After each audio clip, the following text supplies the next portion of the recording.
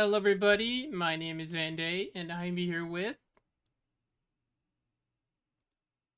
Ghosty. Ghosty. I'm here with Ghosty. Today, we're going to be talking about the Backrooms spoiler talk. So, if you don't want to be spoiled, please go to the door on your right. So that is the exit. You'll find a nice hot dog stand nearby, and maybe a clothes department store. Or no, uh, what was it called again? A furniture store. The furniture store. Furniture Oh, store on your way out. Otherwise, get comfortable. We're going to be talking pretty much everything about the Backrooms movie. Isn't that right, Ghosty? fuck yeah. Uh, I'm still trying to pull up my shit. You're good. Alright. Um, Yeah, yeah, I'm spoilers. gonna I do my made sure to. introductions. What was that? I'm gonna do my introduction. Go ahead. Good morning, good evening, good night, everybody. Hello, it's everybody's favorite ghost. Not really. And we're gonna be watching the backrooms and also art. The backrooms in the corner of me actually should move it to the other corner, actually, so it's better seeing. But yeah, we're gonna be watching a little bit of the yeah.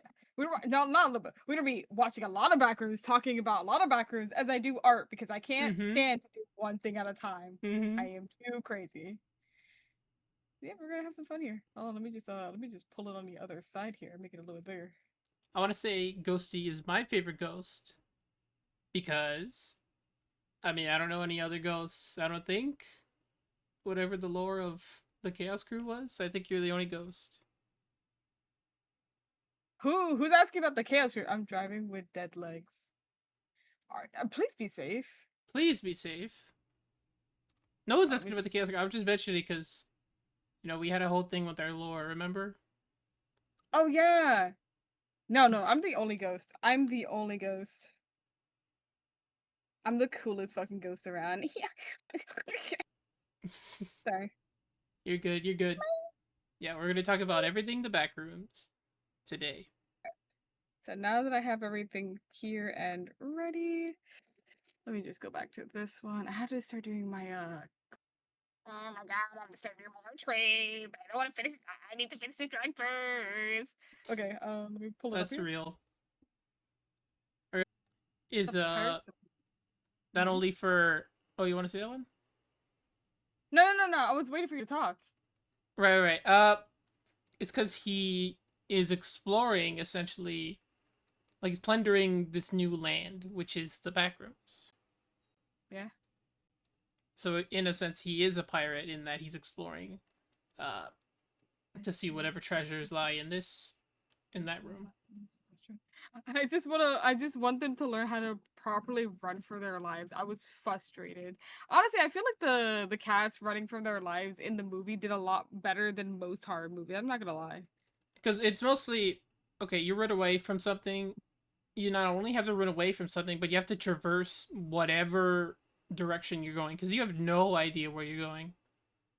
Especially Yeah. where, spoilers, Mary ends up in like 7 different places. Yeah, exactly. Mary like ends up in places that she's never been to because then again, the one thing yeah, we have to remember is that Mary was basically kidnapped and like dragged from wherever she was in the beginning of the backrooms, which was basically the entrance Yeah, dragged area until like I don't think to it. what Yeah, like elsewhere, but we don't know how far into the back rooms. We don't know if it's like 1% still. I think it's still like 1%. Like it's vastly gigantic. yeah. So not only that she is literally like running for her life from whatever the fuck, Pirate Clark was, but also like traversing a space that she's never been to. Mm-hmm. Which you can't really be mad at her because she doesn't know where she's going. She has zero direction. She's just trying to not be killed. Exactly. Not only that, but also like And find a way. Oh, go ahead. no, continue. Like find a way back, and she almost does technically, but that was a farce. Uh, let's get right into the conversation.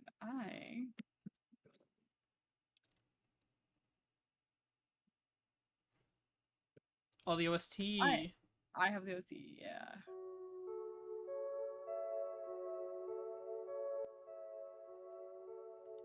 That's good. That's good background music. Yeah. Hold on, I'm trying to. My piece! Oh my god! What happened? Don't worry about it. I'm not struggling. Okay.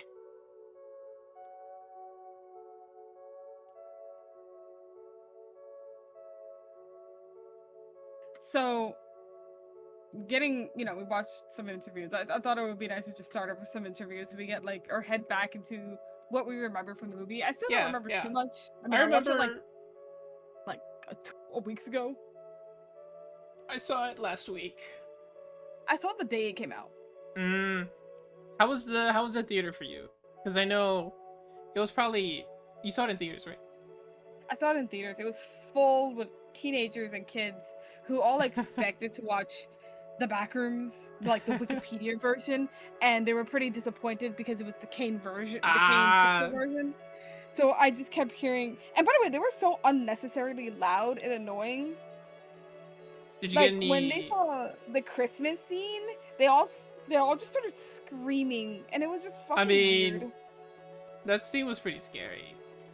I'm not saying I would have screamed too, but like, if you bring your kid to that, expect them to scream. Somebody brought their 2-year-old to the movie. To the rated R movie, okay? What?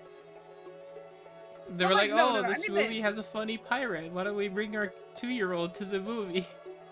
Honestly, that's what I felt. But no, like, screaming, not like necessarily like, ah, it's so scary. It was more like, ah! Like that. I was like, oh my fucking god, I'm gonna go turn around and punch a kid in the face. Okay, well, I don't know about that, but... And then we had, like, teenagers in the back of us, because I brought my little brother and my mom, and, Shiro with me. Shiro actually was the one that bought the tickets for me, because, it was a birthday gift. Oh, nice. So, he bought the tickets, and we went with my mom and my brother, and apparently there were 2 teenagers in the back that were just kept kicking, like, just horribly, and they were so annoying. They were just so bad. So it wasn't the best experience, but it was. I wouldn't say it was the worst, you know. Did they have? Because they put cardboard cutouts of movies in the theater I'm at. So did you have the caveman? Nope, I did not. Mine had the caveman. No, my movie theater didn't have a single cardboard cutout. Nothing. Really? Yeah. Mine had the caveman. Okay, you've seen those videos, right, where the people take the caveman, or people take just any movie cardboard out? Yeah. Part of me was so tempted to, at least, I feel like if I asked about it, I would be told no, and then they would keep an eye on me, because they think I would take it.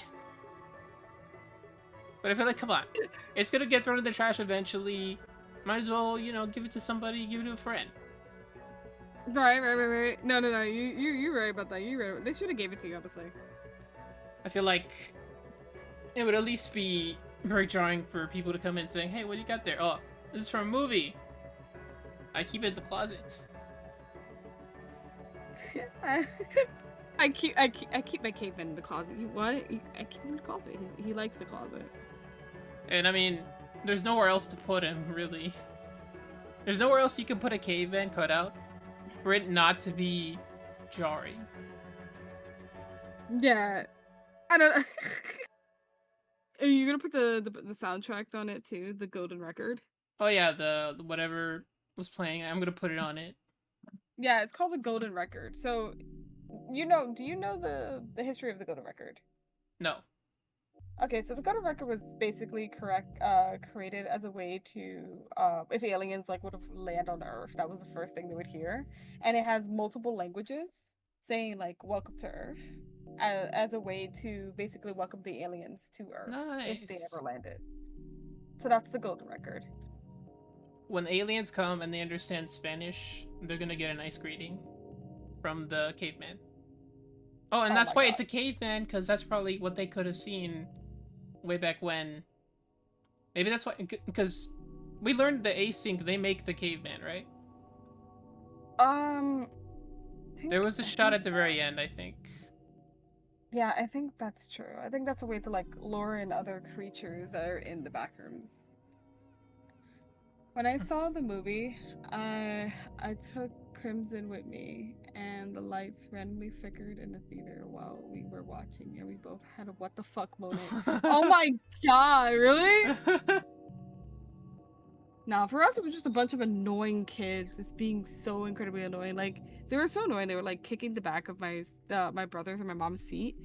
And my mom is Ooh. really sick at the moment, so she literally had to turn around and like basically almost kill the kids for a second because I saw her just turn around and be like, "If you do that one more time, I'm gonna fucking kill you." And I was like, "Oh." But my mom ended up really liking the Backrooms movie. That's She good. surprisingly, without me knowing, she watched the whole Kane Pixels YouTube video because she became Really? super obsessed with it one of these days, and I did not know. So when she came to the movie, she already knew that the first shot of the movie was the beginning of the last episode in the Kane Pixel series, Right. which was surprising. And she was like, "Oh my god, that's where they ended off." And I was like, "Bro, how did you know?" How did you know? That's very good. It That's was very cool.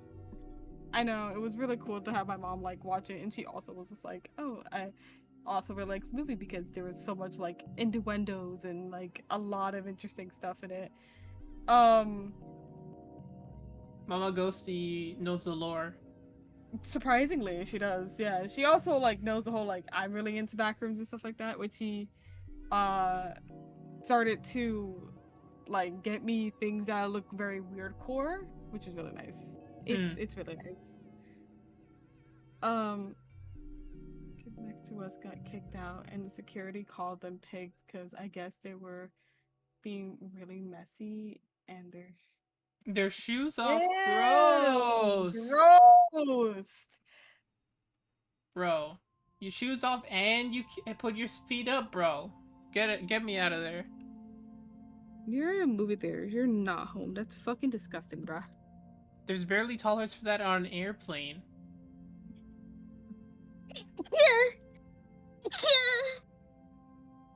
Bless you? Thank you. That was a sneeze. Okay, Other good. than that, like, I really love the Backrooms movie, and I think one thing that really like saddened me when I finished watching the Backrooms movie, it was the thank you, was the fact that a lot of people dislike it because it wasn't. So there are three reasons I've heard that people dislike it, and I think I can confidently speak with all of them. One, it's not the Wikipedia. It's never been. I Right. don't like Yes. it's just never been. Like Kane Pixel's version of the Backrooms was one, the first, and two, uh never part of the Wikipedia. Yes. It's good that your mother, she didn't end up finding some other creator that wasn't attached to this, so she might have had the wrong idea. Oh, she says she watched a bunch of other videos, but she enjoyed the Kane Pixels, and she enjoyed two other people who also made like Kane Pixel versions of the Backroom. Right, right, right. So she But was like, more interested in like, mag and async than the other stuff. yeah, like, cause initially, okay, I wasn't too into Kane Pixels. Like, I'm just like, okay, Backrooms. I mostly watch like off little videos here and there, stuff about like, what was it? The Smilers, party goers, the pool rooms, all of that stuff, and Yeah. like having to step back from all of that and just look into what Kane Pixels has done. To me, at least, it simplifies it so much more than what because like all those other videos, they always have like different levels, different endings, different monsters and creatures. Like, to me, what Kane Pixels is version, it's a lot more simpler. It's a lot more easier to understand. It's not as, I don't want to say bloated, but like you don't have to know all the complicated intricacies of the levels. I think is what makes it better. Because I mean, with the back, they don't really have levels technically. It just has like a bunch of different rooms that, sure, you have to go up or down, but they're not like segmented, you know? Like you could still end up in the backrooms, even after going through, say, like the Red City. Hello, folded paper. Oh my god! What's up, Paperboy? We're just talking about the backrooms and the Spoiler Oh my talking. god! Oh, I'm sure Folded Paper has a lot to say. He is somebody who is basically really into breaking down into very detailed lore. He loves like the oh my god, words. He just loves breaking down stuff, and he's lovely at that. He's so lovely at that. Well, But yeah, we're welcome. just talking about the back rooms and stuff like that. How the first thing we're talking about is how how people, when they first watched the back rooms, they expected it to be a lot more like the Wikipedia, but a lot of them became extremely upset with the fact is not became the Wikipedia and it was the Kane pixel version. So Anday was just saying that, like, he just finds the Kane pixel versions much more tolerable, easy to swallow compared to the Wikipedia version, which is it's a lot. Yeah, It it's is a a lot. lot. And I agree with that fully because, like, when I was creating the idea of my channel, I consistently keep telling people that my backrooms is not the Wikipedia and is not Kane version, but it is in between it. Mm. I have my own my own story, my everything, and I do have like almond water, but I don't have all of these like monsters. That I have my own story, I have my own monsters, I have my own idea, and I very much thrive off the idea of Kane Pixel and another series called the Metaverse, and those are where I stem from. And I don't really like the Wikipedia. I don't really like. I like the idea of skin stealers, and I like of the ideas of partygoers and the moths and wretches and stuff like that. Like, yeah, sure, they're cool for a game, you Mm-hmm. know. But I don't really like the idea of adding it to a story, which can get really convoluted and bloated because there's just too much. So I very much prefer the idea of creating basically your own Silent Hill. And I've always seen the Backrooms as that kind of idea of, you know, it thrives off humanity and memories, not just I don't know where I'm going. Do you think you know what I'm saying? I'm vibing. I No, I see. honestly feel like they really tried in a general internet. Regardless, like in terms of reference, the owner's view and the caretaker, the balance is nice, and it was in the way the reference wise of the story. Yeah, have you seen the oldest Yeah, view? yeah. I actually did. I did see the oldest view. Yeah.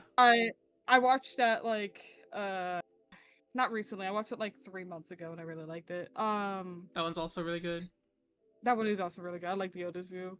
But no. Yeah, we're like, the story. I think the Kane Pixel version is a lot more tolerable, easy to swallow. There is a massive lore. There's massive lore, and it's still not completely open about the whole story itself. But I very much love the idea of like basically this government opening this portal to a sense they're gonna like, oh, we're gonna use these like this portal, this entryway to build more space for humanity, Mm-hmm. only for them to quickly realize that it is one, that's an unattainable goal, and two, it's extremely unstable and unpredictable. Exactly. And I fucking love that. I love it so much. And then when you see the movie, not only that, like the idea of, it takes memories and then it does less with it as time goes by. It just builds what it thinks. Like these Mm-hmm. still lives, it builds what it thinks you are. I don't know. It's I don't know. It's delicious. It's a good concept, but I really love it. Yeah, on the point of still lives, I think.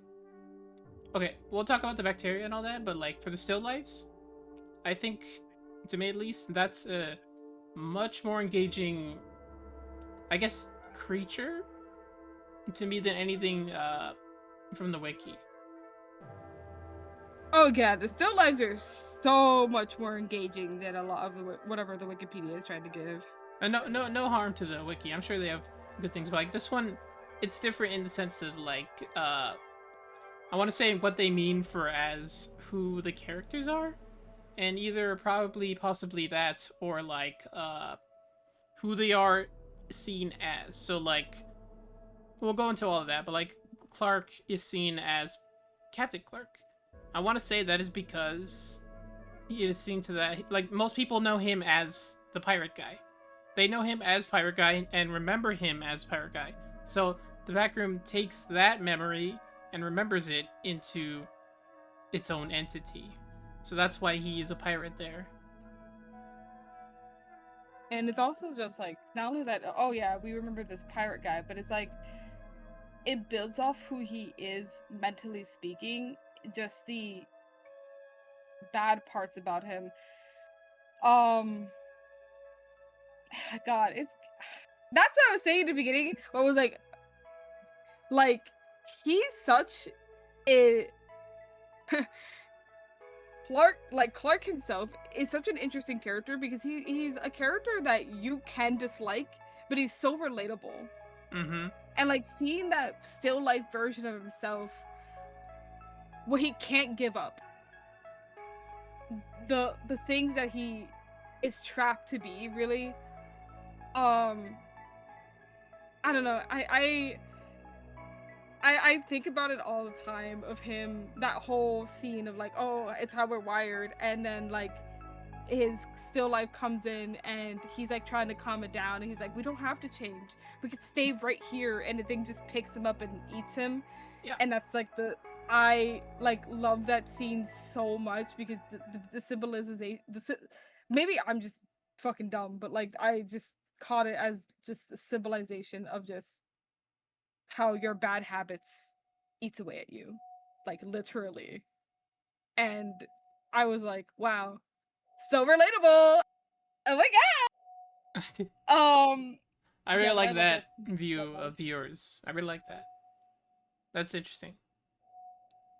I just, what did you think? What was like your thought when you were watching Well, it? I'm sure I didn't have that symbolism, but like, because I'm more like okay, I look at the symbolism things, but like, I kind of look at things from the first viewing, just like face front or like what they are at face value, you know. So Mm-hmm. like, yes, that is part of it, but also like compared to what else happens, I took it as, I mean, we'll get into it, but like, he says right at the beginning, you can eat the still lives, and he does that, and what does his still life do to him? Eats him. Eats him. Yeah, so that's what I took from that. But also, you kind of see. Okay, so the movie starts. We'll go to he's the one who shows up at the front, right? Captain Clark. Yeah. That's him. Yeah. So who Captain knows Clark. what he What did he do? does to the async guy? What do you mean by that? Wait, what? Because like he attacks him right at the front. Wait. The instincts? No, no, I don't think we ever got to see them attack the instinct people. They didn't even know about Captain Clark until later. I'm saying the. Oh, the beginning, the Yes, yes, beginning. yes, yes. No. Oh, my apologies. My brain went dumb. You're Okay, good. I didn't explain it right. okay. So in the beginning of it, like because the beginning of the movie starts off from the series itself is the end of the series, and in the beginning of like the beginning of the movie, I personally did not think that was Captain Clark. I thought that was like either one a still life or two that bacteria, because bacteria plays sounds when it catches you. Mm. Um, so that's what I thought. Though I heard people say that if you so happen to pause the movie, then you would see that it is that it is Captain Clark. I personally thought that shit was a bacteria. I'm not gonna lie. No, that's fair. That was my first thought too. So yeah, the movie was good. I really enjoyed it. The movie opens with. I love how it opens with an ASIC logo. That's really cool. I do love that too. Yeah. That was really cool. It Very good opens. It has some guy. I think his name was Daryl or something. He gets lost or is separated and is going through like different uh, radio stations, and he ends up Mhm. finding a hallway, and the door opens, and because I totally get what you mean. we don't see Clark, Captain Clark. We see his hat. So because his hat's so far away, we can barely see it, and that's where our first vision of it is. I could get it being us thinking that's the bacteria, as like them trying to trick us into thinking, oh, we're going for bacteria in this movie. Uh, then he's cornered into the palm tree room, which is very, because like, okay, you have to run away from a creature, you have to run away, but some doors may not always open, and that door in that room is locked, trapping him, and then Clark comes and kills him. Which we don't even know what he does to him. We don't know if he eats him, tears him apart. We don't know anything. That is true. Yeah, yeah. Okay, let me get to my notes. Oh yeah, also at the beginning of this, speculate he ate him, though. what was that? We can only assume that he ate him, which Yeah, I'm not thinking about it like we can eat them now. Like, oh, I kind of see where you're going for that. The still lives itself is eating us as we could eat still lives. yeah. Also in this scene, the guy finds a seagull in the back rooms. You remember that? Yeah. Yeah, seagull. So a seagull presumably, we see him find the spot later, right? There's a null zone in like near, I want to say near wherever that palm tree room was at. There's a null zone, and the seagull fell down with a bunch of leaves and is now flying into the back rooms. Yeah. Which is insane. Because like this. No, go ahead. The fact that animals can also get into these places is kind of interesting. Yes, very interesting. And like, not something you would obviously expect from the series, because I don't think it would be easy to recreate. But like in a movie, that's a perfect opportunity to explore that. Yeah. That is all. Yeah. No. You're right about that. So presumably the seagull. Is it the same one that shows up later? Do you remember there was another one? I think there was another seagull later on in the movie, yeah. Either that's the same seagull, or another seagull came in. I like to think another one just happened to come in, because like if there are no zones everywhere, something is bound to come in twice. Yeah. Just like the fly that shows up later.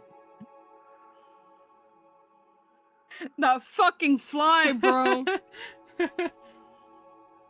Oh my god. That fucking fly. I remember that. Yeah, the fly. When Mary looked at the fly going in and she was like, oh.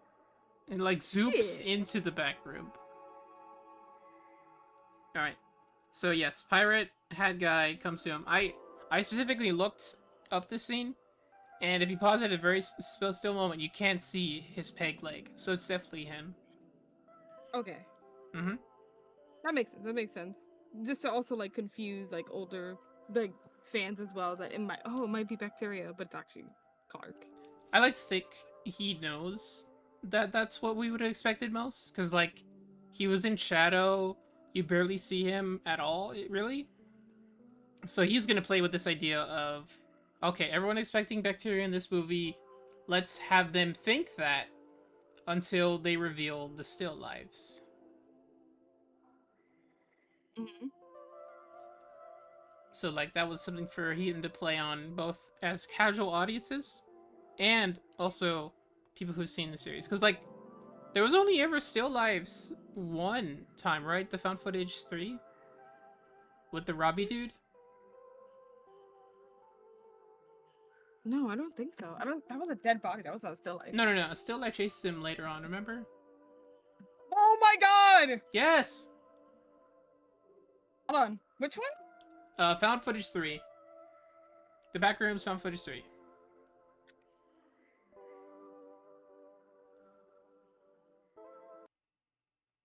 Yeah, that's it.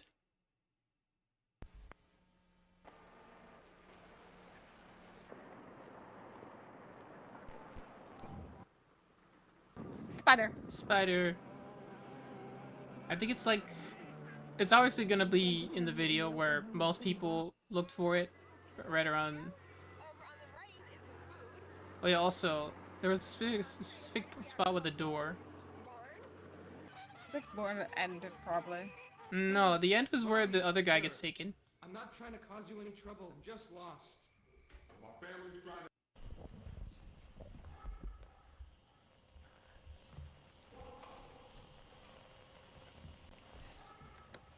Okay, so it's where Radio check, radio check. Is it like here? no, it's where it's most played. Positive. Huh? Okay, so you see the little mountains? Oh shit, right here. Yeah. It's definitely there. Okay, so we had not known, we don't even know what still life was at this time, I think. Oh, the drum set.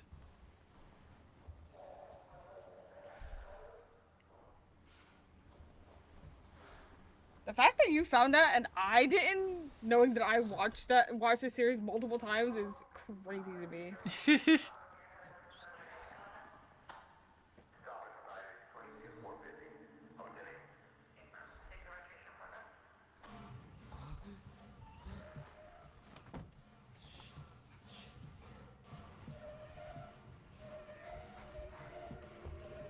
Yeah, bro comes up right about...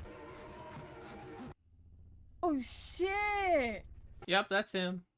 That is a still life. Mhm. That probably is a still life. Oh my god. I'm pretty sure this was confirmed by Kane to be the still life. So, like, the first one we ever see, not even in the movie, just in this is what it looks like. It's not even clear too what it is. Yeah, there's no close-up at it at all. Which, it's really effective.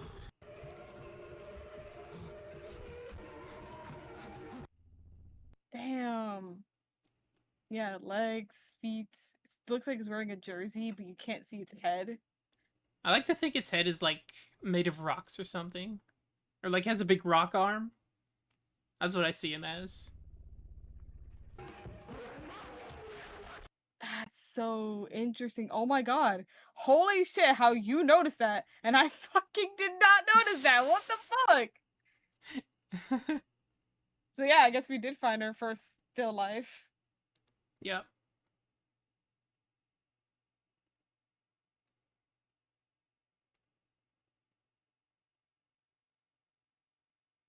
Yo, this kid was a smart ass fuck.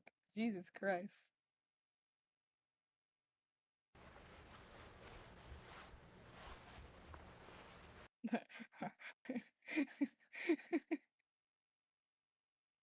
People in the comments are so fucking funny. I swear to God. I swear to God.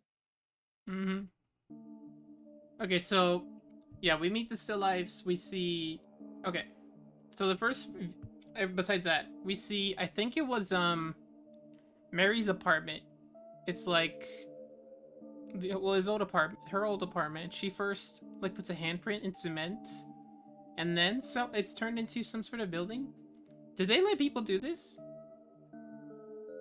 No, I did it in when I first moved out to the house I'm in now Really? with my parents. When one, if you build your house, or two, if you're like fixing your house or whatever like that. Mm-hmm. Let's say that you're fixing the driveway. Sometimes parents would allow the kids or their dogs or cats to put their hand in the cement. It's not, it can't be like completely wet, but it has to be like slightly wet, Right. you know, so you can leave an imprint. Huh. And so a lot of parents, if they believe this is gonna be like their forever home, they would do that. Interesting. Because I figured by that point it would kind of be the, well, I mean, depending on what happens afterwards, but like, I thought, okay, if they're gonna demolish it, technically, it's still part of the property of whoever owns it now. But I guess because she takes the handprint with her, she takes it home, Yeah. and it's a memory that she's keeping of her old house that doesn't exist anymore except in her memories. Yeah. So I think that's interesting. Her mother, we see her later. She. I think people are said she's an agoraphobe. Which is why, when we see her later, Mary, she grew up in a kind of a isolated house. Yeah, she grew up extremely isolated. That is true, yes. Okay, yes. Well, I think it's later on in the movie. Okay, so we see Clark. He drives to his house. Oh, he doesn't drive to his. He drives to his Ottoman Empire, which I feel is a good introduction. We see somebody spray painted rip off on the side, and then we see his office, which is that office is very small. It is quite small, yeah. It's very interesting. It's almost like a triangle. Mm-hmm. I thought it's very neat. Also playing it to the liminal area of a triangle. Okay. I do like, that's one thing I really do like about the movie is the sense of the sense of like closure and loneliness that it has in it, because the way that like the office is built, it's very small, though the amount of paperwork and notes all over the place or whatever like that, Mm-hmm. it also feels like very absent, you know Right. what I mean? Yes. And I do like that. And a lot of the shots that it gives is just, it's that lonely feeling in these shots, and I do really like that. Mm-hmm. Beautiful shots, by the way, beautiful shots, but Very beautiful. very beautiful shots, but very lonely. And as the movie progresses, these beautiful shots are warped and twisted by the idea of faded memories. I really like. No, go ahead.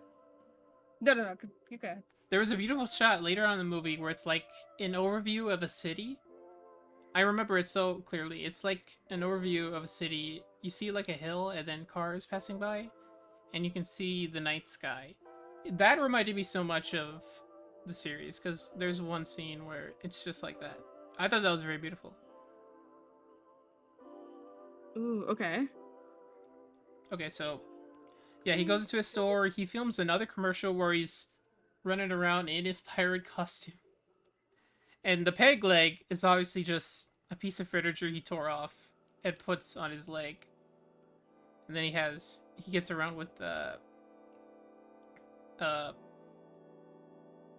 thing you use to walk. I forgot the name. Not just a peg leg, but he also has like a thing in the other hand. I can't remember the name. Didn't he use a stick?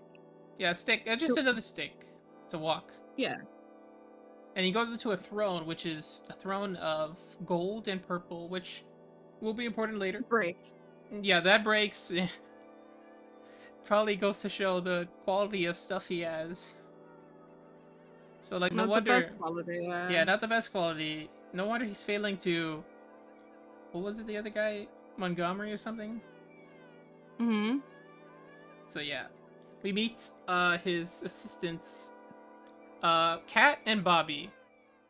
I love Bobby.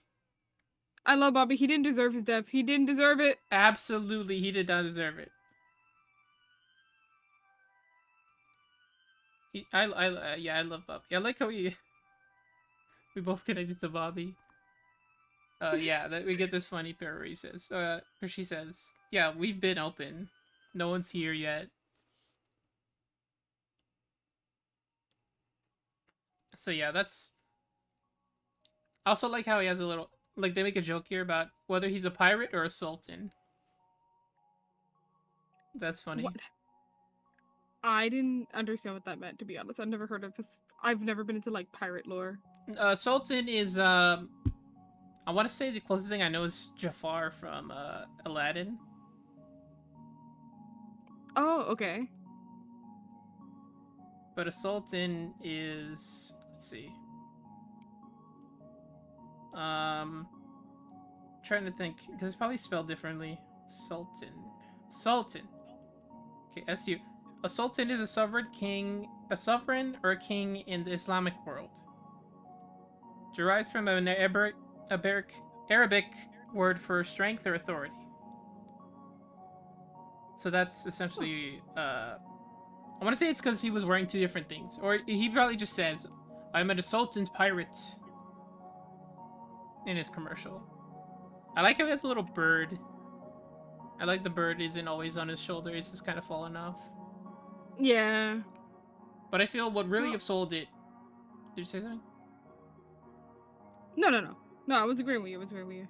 What it really would have sold it was if you just had to just get a sword and then a hook, then boom, you're making it. That's where the real pirate lore is at. Pirate interests. Like a peg leg is already good, but like you need a hook. You're telling him what he needs. He probably gonna you. He'd be like, "I'm doing my best." Yeah, you're right. You're right. He probably can't afford getting a hook, getting a sword. Yeah, that's probably too much. He could probably just make it with the crappy items he has around. I'm not gonna lie, but Oh yeah, you get like those paper shredders and you just take it off. Boom, you got a sword. yeah, yeah, You yeah, get a yeah. clothes hanger and you've there's your hook. There's your hook, yeah. Freaking clothes hanger, dude. Yeah, there you go. So Clark doesn't have an excuse. You could have totally made that. Oh, you know one thing, like the one thing I really enjoy about Mary's story when they were getting into it is the idea. At first, when I saw it, I was like, oh, it was Mary a part of some kind of idealistic of a cult? Was her mother interested in religion? Because the constant like view of this sun thing that keeps appearing. Right. And I was like, I wonder. And then you see in interviews that like Kane points out the sun creature again because he has multiple paintings of him. And when you go through the his series, the sun, like the symbolism of the sun keeps appearing again. So then I'm like, does this actually have some symbolism, or Kane just really likes the sun? I want to point to it being probably both of those things, but there is importance to the sun that I guess it's not something they're gonna explore just yet because we see the sun, but like we don't see any elaboration to it. I think. Other than the one portrait in the hallway where Yeah. it's like a sun creature eating something, which is something that Mary was used to seeing in her past. And she I was like, sees is her mother agoraphobic? Was there something wrong with her mother, or was she believing in something? maybe. And I saw some people say like, oh, her mother was probably in the Backrooms before. Yeah, I've which- heard that too. Yeah, I was like, I don't know about that one. Yeah, that's maybe. definitely probably not it. One moment. All right.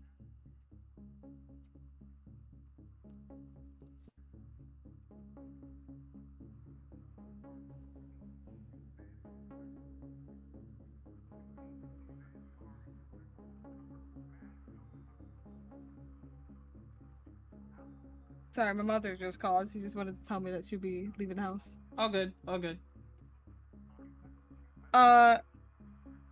Yeah, but I think about that a lot. Like, I wonder if that is something that's going to be brought up later in the series about this sun thing again, or is it not? If it has anything to do, or is it, To be fair, we don't really know exactly what happened to her mother. She just kind of disappears. Well, not disappears, but like, we don't know if she's still alive. We don't know if she's somewhere else. We don't know exactly what the deal No, is. she brought with it to that. her home. She brought her to a home, remember? She brought it to. Oh, yeah, you're right. That other scene. She was taken to a home. Yes, I totally remember that now. So Yeah, she's I'm not presumably sure. still. Would she still be alive there? Okay, that we don't know. Yeah, you're right about that. We don't know if she's still alive or dead or whatever. And yeah, I guess you're right about that. But yeah, I totally forgot about that scene. But you're right. You're definitely right.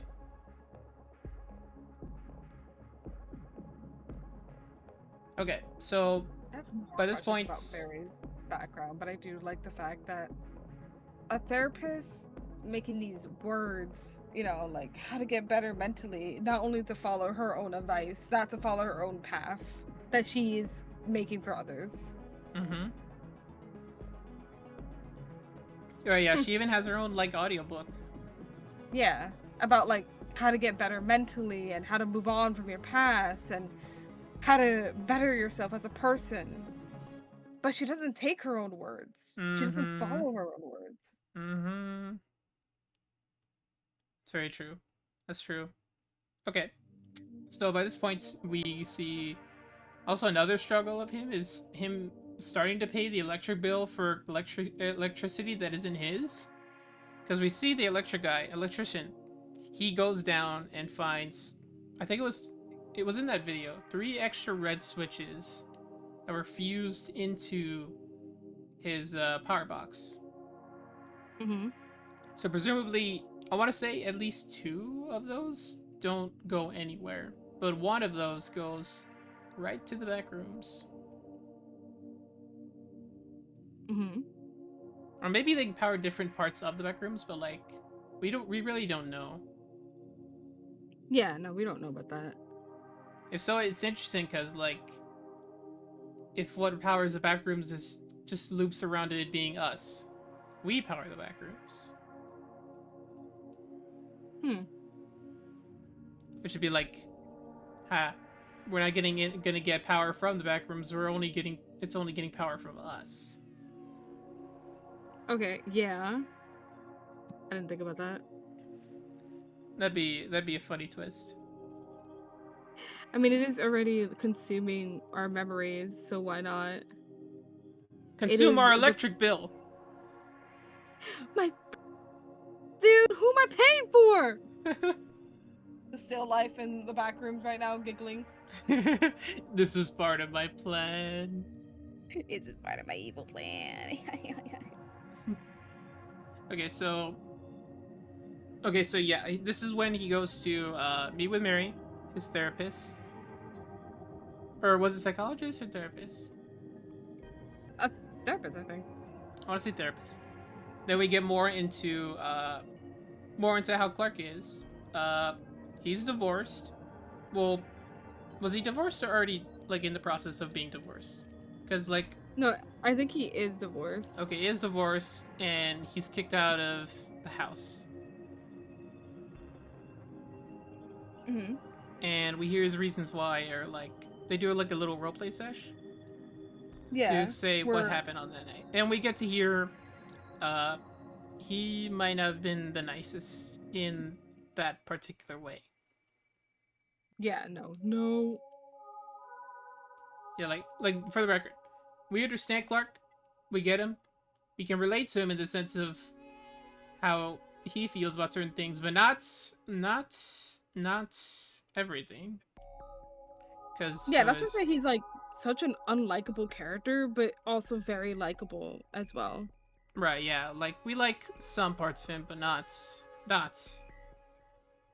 He says he comes home after drinking, working all day at his job, and is really impatient with.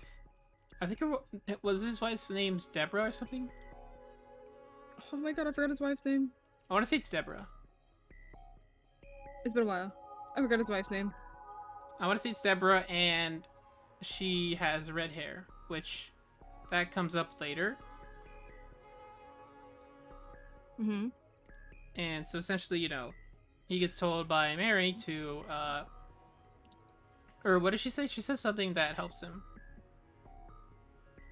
Like, so in a sense, move on or something. When they were doing the roleplay? Yeah, like, something about that says that helps her, move on and try to be better. Oh my god, I don't remember that whole first scene, not gonna lie. That's fair. There's a lot of other scenes that you kind of have to remember more about, and you kind of gloss over certain things, but it's fine. Mm-hmm. So I brought up the point that he drives to the store.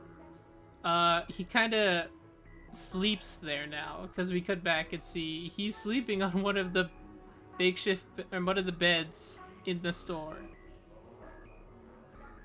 Mm-hmm. He has a TV set up there, and I mean, who didn't want to sleep in a mall in the department store where the mattresses are? Right? Yeah, no, I always wanted to do that. Exactly.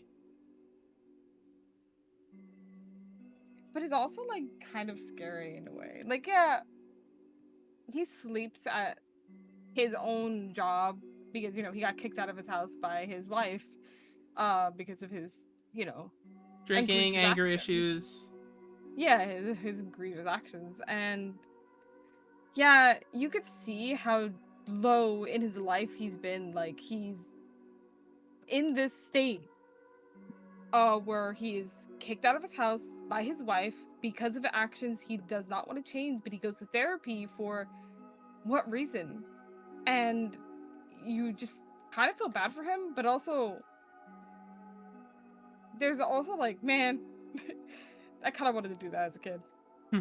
Not gonna lie, I wanted to always sleep at the mattress session. Oh And like, yeah. those YouTube videos where people are like, I'm I gonna stay stayed at Target, 24 Walmart. hours in Target. Yeah, in Target or Walmart or whatever like that. Like, oh, that seems actually fun to do. I'm not It's gonna fun, but lie. you can't do that anymore. Who said I It's can't? It's trespassing. It's always been trespassing. Well, yeah, but I guess I don't know. I always had the sense that YouTubers, they just paid the people to say, hey, I'm gonna pretend to stay for 24 hours here, not actually though. And they'd be like, all right, make sure you leave. But I did hear these other YouTubers, they kind of broke in. Well, broke out necessarily at a Target. So anyways, but yeah, I totally bought the idea that, oh, they actually did stay 24 hours there. Probably not. Alright, You're so... so right. Or they're probably like paid to stay quote unquote 24 hours. Yeah, that's a lot more likely. But I get what you mean though. Like, if you're in a bedroom or somewhere sleeping, you have to be somewhat enclosed. Like, you want that privacy. To fall asleep in a whole department store with windows looking in to see you, that's not comforting. It's odd, but it's so cool though. It's so cool. It is kind of cool.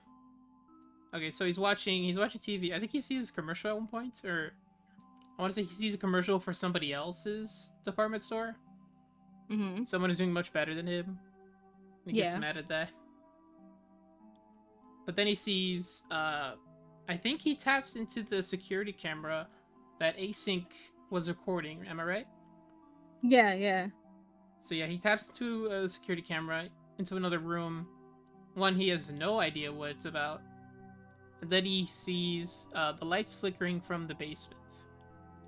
Then going down into the basement, he turns off the lights, and then he sees, this is how one can see into the back rooms through a null zone. It's the lights flickering out from the complex into a darkened room. And if you're looking at it at a certain angle, you can see the lights shining in. And I think that's really cool. Mm-hmm. I do like that. That was a really good touch to show how like kind of inviting it feels, and also like very odd. Like, why is it here? Mm-hmm. That is a good touch. Yeah. Okay, so he goes to the back room. He walks around a bit. I don't mind there being essentially an exit for his side there to be, because like I think we never really know about this, but the null zones in the series, they only ever fall in. You know what I mean? They never just walk through a wall, I think. And then they can't walk out. Yeah. Because like every time they fall in, they can't reach where they fall into. So we don't know if it's a two-way door or just a one-way. But here for the movie... Clark, yeah, it was two-way. Yeah, for Clark it was two-way, yes. So I feel like that also adds more to, like, okay, it's not just going to be Clark running around the whole movie in the back rooms. He's going to go in and out and essentially have his own gateway, which is really cool. So yeah, he explores through, he finds the caveman, and the caveman looks different than this series. Is this his dad that he had? Because I know his dad is in the series too. Is this his dad that they changed it to? I don't know. That I don't know. I want to say maybe, but also probably not, because I remember his dad wasn't also a scientist, and he looks different, unless they like, hey They dad, dressed him up. I need you to dress up as somebody for me. Do you have a minute? Can you be my caveman for my movie, Dad? Thanks. Can you just stand right here? Could you? They took him to Spirit Halloween, and had him pick That out a caveman costume. honestly, that caveman does look like a Spirit Halloween caveman. Yeah. Oh my god. You know what would be great? If What? you know those decorations that they sell, oh at Spirit or at like Home Depot or something, they have the caveman cardboard cut out. You really want this caveman? You want caveman so bad. I don't know. It's just a funny little thing of the movie that I think would be really funny. Cause like anybody who sees it will have zero idea what it's from. But yeah, that would be great. That would be so great. Me and his weird caveman inside of his fucking closet, bro. We should do that. I should totally do that. I mean, I was thinking about already out of like this conversation. I was already thinking about making like a cardboard cutout of like my Yumi husband. So why not? Why not get That's more cool. cardboard That's pretty cutouts? cool. Just now I have my Yumi husband, and then I look over to you, and you got your fucking caveman. This is my cave. I think honestly, the only part about it is how much space it takes. So honestly, if you just have like a mini version of the caveman, that would be good. Mm-hmm. You can like put him on a table or something. That's all you need. That's all you need. Okay. A mini cardboard cutout of the caveman. Yeah, that's enough. Do you like only pull him out for Christmas too, Yeah. or something? he goes on the tree like the star. Oh my god, dude. Now thinking about it, we should have a Christmas like the movies, the red Christmas tree, the red room with the Christmas tree. Terrifying. We put different things on there. Like this is the caveman. This is the still life. The bacteria goes at the bottom. That'd be funny. That'd be very funny. Okay, so It would be fun. he finds the caveman and it's hooked up to that, to the thing you said, right? The speaker that for aliens to hear. Yeah, the golden recording. Yeah, go to recording. It's hooked up to this wall and this camera, which Clark goes and sees, and then he finds like a little hole in the wall, a little hatch. Looking inside, it belonged to it was a backpack, and that backpack belongs to Daryl, the dude at the start of the movie who had the async and got attacked by Captain Clark. Mm-hmm. So going through, he finds an exact, I think pretty much shot-for-shot recreation of what just happened earlier that day for the commercial. So like the throne is there, the shoes of Kate and Bobby are there too, but they're all sunken in. So like either what was just created was the memory of their shoes and the broken throne for the commercial, or all their still lives are created at that moment and are elsewhere in the back rooms. So like the reason why Clark hears this was definitely Captain Clark, right? Because I don't think anything else would have shown up at this point. Because we hear we hear noises, and we see, I can't remember if we see something. Like a foot or a shuffle, maybe, or the door opened. Mm-hmm. And then Clark books it to the, do you remember that little, like, okay, so there's a throne room, and then there's the, you kind of have to, it's like a slide almost, where you have to walk up to the little hatch door to get out. Mm-hmm. That is a good way of building tension for the moment, because like you have to climb up to it and you're very exposed. Yeah. So thankfully this part of it doesn't just keep going. It loops around to the front where the pot sign was at, the reverse stop sign. Yeah. The So- reverse stop sign. Mm-hmm. That's good. And then he runs, and then he grabs a stool from the pile of furniture. I saw it as just to protect himself, just in case whatever comes out tries to get him. Me me and my friend, I don't know if he's still here, but me and my friend folded. We were just like, maybe this is a way for basically like telling him this is not a dream. You know, like he's gonna yes, take yes. something out of the dream to Yeah. be like, this is real now, you know? And it did. He Mhm. you know, he runs out of there fucking scared, and he's like, wait, I gotta prove to myself I'm not in a dream. He runs back in and he grabs the stool and he comes back out, and that's Yeah. why when you know he's out of the back rooms, he looks at the stool and he's like, what the fuck? You Yeah, know, that makes more sense. Yeah. and I think that's really fucking funny, especially his face when he's looking at the stool. To me, like, cracked me up so much because he's like holding the stool like over his head, kind of Mhm. like in fear, and he looks at the stool and he's like, what?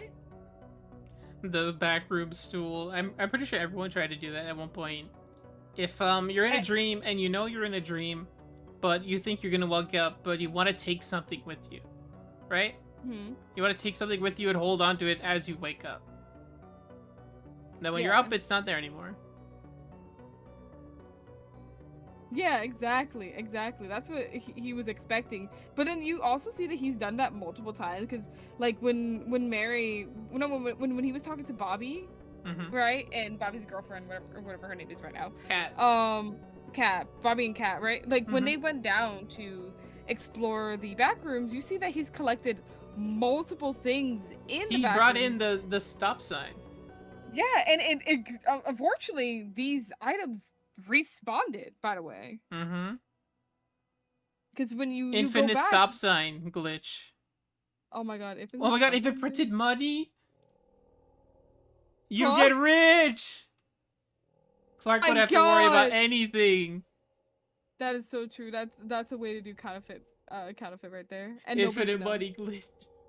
Infinite money glitch. That'd be so funny. That would solve all his problems. That would, but I don't think I'm pretty sure he didn't think that way. Yeah, he just started collecting more. What do you sell? What do you sell? If he had the opportunity to, would he sell everything that he got in from there? So like all the stuff he brought in, would he sell this backward stop sign? Good question. Would you? Like, who would buy that though? I want to say people for like art museums, they would see it and be like, "Oh, look at this! This captures the beauty of the reverse stop sign. We'll take it for 7 million." That's what they Bro, that is so fucking true though. do. Mm-hmm. So yeah, he comes in, he grabs a stool, but we also see this guy. We hear his name, I think, at one point. Phil. Phil is the dude that saw Clark in the camera. Mhm. Phil is the async dude who we see also later on in the movie. Yeah. He's like with his family and he sees the commercial for Clark and he's like, I know that guy. I remember him. Think about memories. Oh. Okay.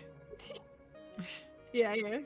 Okay, so this is when Mary sees Clark and he talks about it, and obviously, to anybody, he's gonna sound like a crazy person. About finding a place underneath his building that goes on forever, and it's all just the same room copied over and over again.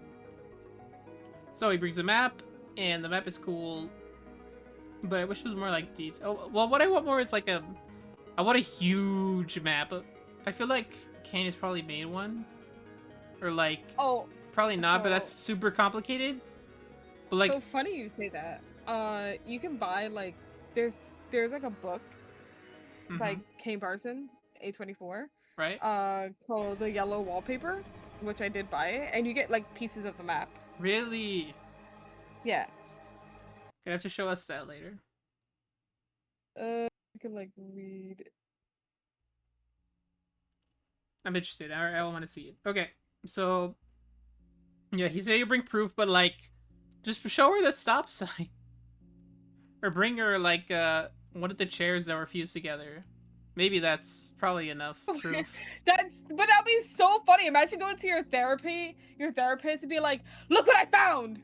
A Just, reverse like, stop holding sign. up- Yeah, a reverse stop sign, or like a fucking fused chair, and she'd be like, "Did you make that?"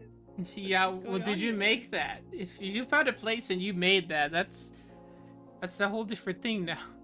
Which I guess, something like that is kind of easy to make.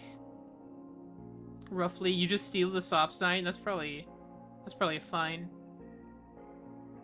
Honestly, wait, that would be more troubling. Yeah, 'cause she would think he stole a stop sign somewhere and just defiled it. Yeah. So just show her the chair. I'm sure that's enough. I don't think that's enough. I think she would just think you made the chair up. She's like, okay. You just super glue two chairs together. Mm-hmm. That's probably it. Okay. So then she asks for proof, and then he goes to see Bobby and Kate, and tells them they'll get paid for coming with him to bring his camera for Bobby to borrow again for research. He says, and the apartments they're in, I took notice of how they look, cause like even cause how it looks, right? It looks like something you would see in the back rooms, right? You took notice of how the apartments there look, how it's framed, I should say. Oh, yeah. It looks like a back room. So like, just imagine the sky that's in the view. Imagine if that was just the wallpaper, and that's pretty much it. Because we even see it later on, I'm pretty sure. Yeah. No, you're right about that. Okay, so they go with him. They think he's gonna do something else because they see he brought rope with him. And then he zips into the wall. And it's so interesting to see how other people who have zero idea what this is react to it. Because, like, they think they're on drugs. Bobby says he's high. Mm-hmm. And then they zoop in. It's really interesting to see. Because I think... Doesn't the camera, like, stutter or something? Or, like, it takes a moment to adjust when it's inside the backrooms? Yeah. I want to say it does, but like this is probably one of my favorite sequences because like, don't get me wrong, I enjoy everything else, but the found footage is where you're at if you want it to be the most scary. Mm-hmm. I thought I was getting dry. No. I need to get some water. Okay, so, well, I could do that right now. You want to carry on just a bit, and I go get water? I don't know what you wrote in your script, but I'm just gonna be blabbering about what I thought was cool. Go ahead. Okay. Be right back. So as he's getting water, I am getting a bottle pop, and as you can see, I've also been drawing. So this is how my drawing's coming out so far. I have 2 more things to draw, and then I'm gonna be moving on to a not commission, but a trade. So other than that, going back to the backrooms whole situation, I think, damn, like the no zones, the whole no zone thing is like, oh, you zip into the you go into this portal of, you don't know what the fuck it is. Random thoughts in my head is, 1, how does that feel? 2, is there a temperature? Is there a way to like working for async? How did they find out that there are no zone places? Is it some kind of like, what's it called? Is it like there's a doorway, and if you're like standing at a wall, like it looks like 4 walls, right? You feel like a draft hitting the back of your neck. That's how you know that's a no zone. Or if you look closer, like the wall from the rest of the wall is like slightly tinted, or it looks weird, like it looks glitch. And I think about that all the time. Like the simplicity of, what does it feel like? How does it feel like? And like, what does it look like? Does it feel like water at the moment, or does it feel like just nothing? Like you just walked into a layer of like skin. Like I don't know how to explain it. It's kind of weird. But I think about that a lot. Because as they're like going in, you can see them like and they put their hand in it. It almost feels like it looks like water in a way. Like it even bounces back slightly when you move your hand away from it. So there's this kind of like watery bounce to it. And I think that's a pretty interesting thing. And I would love to like find more about like how Kane imagines the feeling or this, or like does it have some kind of wind current, or what is their back, and like do you feel hunger? Are you hungry? Are you thirsty when you're in the back rooms? Are you like, because that wasn't explained in the series as well, if they feel hunger or thirst. I'm back. Hi. I want to say maybe they do feel hungry because we see with Bobby or what's his name, Robbie. I think he said he was hungry or something, and I think it's brought up later. I think that is how he's been living there with Clark. He says you can eat the still lives. I think he can get hungry there.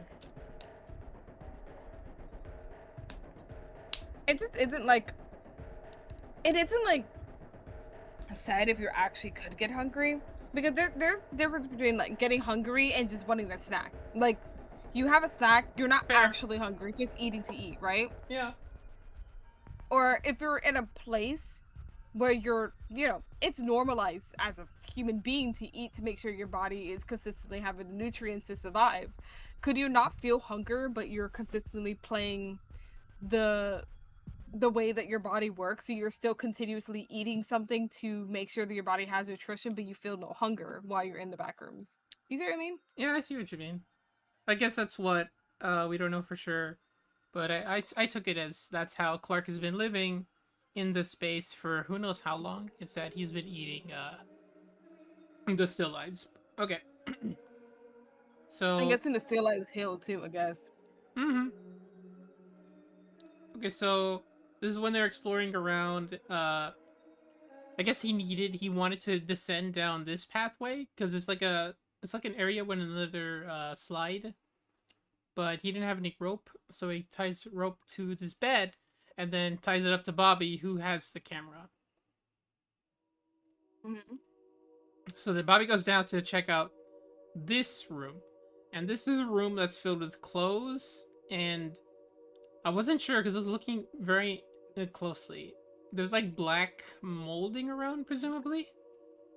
Mm-hmm. Do you think that leads to the bacteria?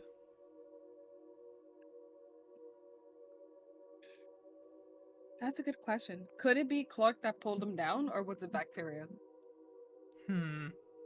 I think it was okay. I'll talk about this right now, but there's also a few other things to notice. Did you notice? I was already tense by this scene because, well, I mean, one, when Bobby goes and looks through the clothes, he finds. I like what he says. There's a bunch of laundry. Like, yeah, that's what you're gonna think when you're in there. He finds a shirt, an end apartheid shirt that looks exactly like the one he had when he descended down in there. So is that his shirt? Is that a copy of his shirt?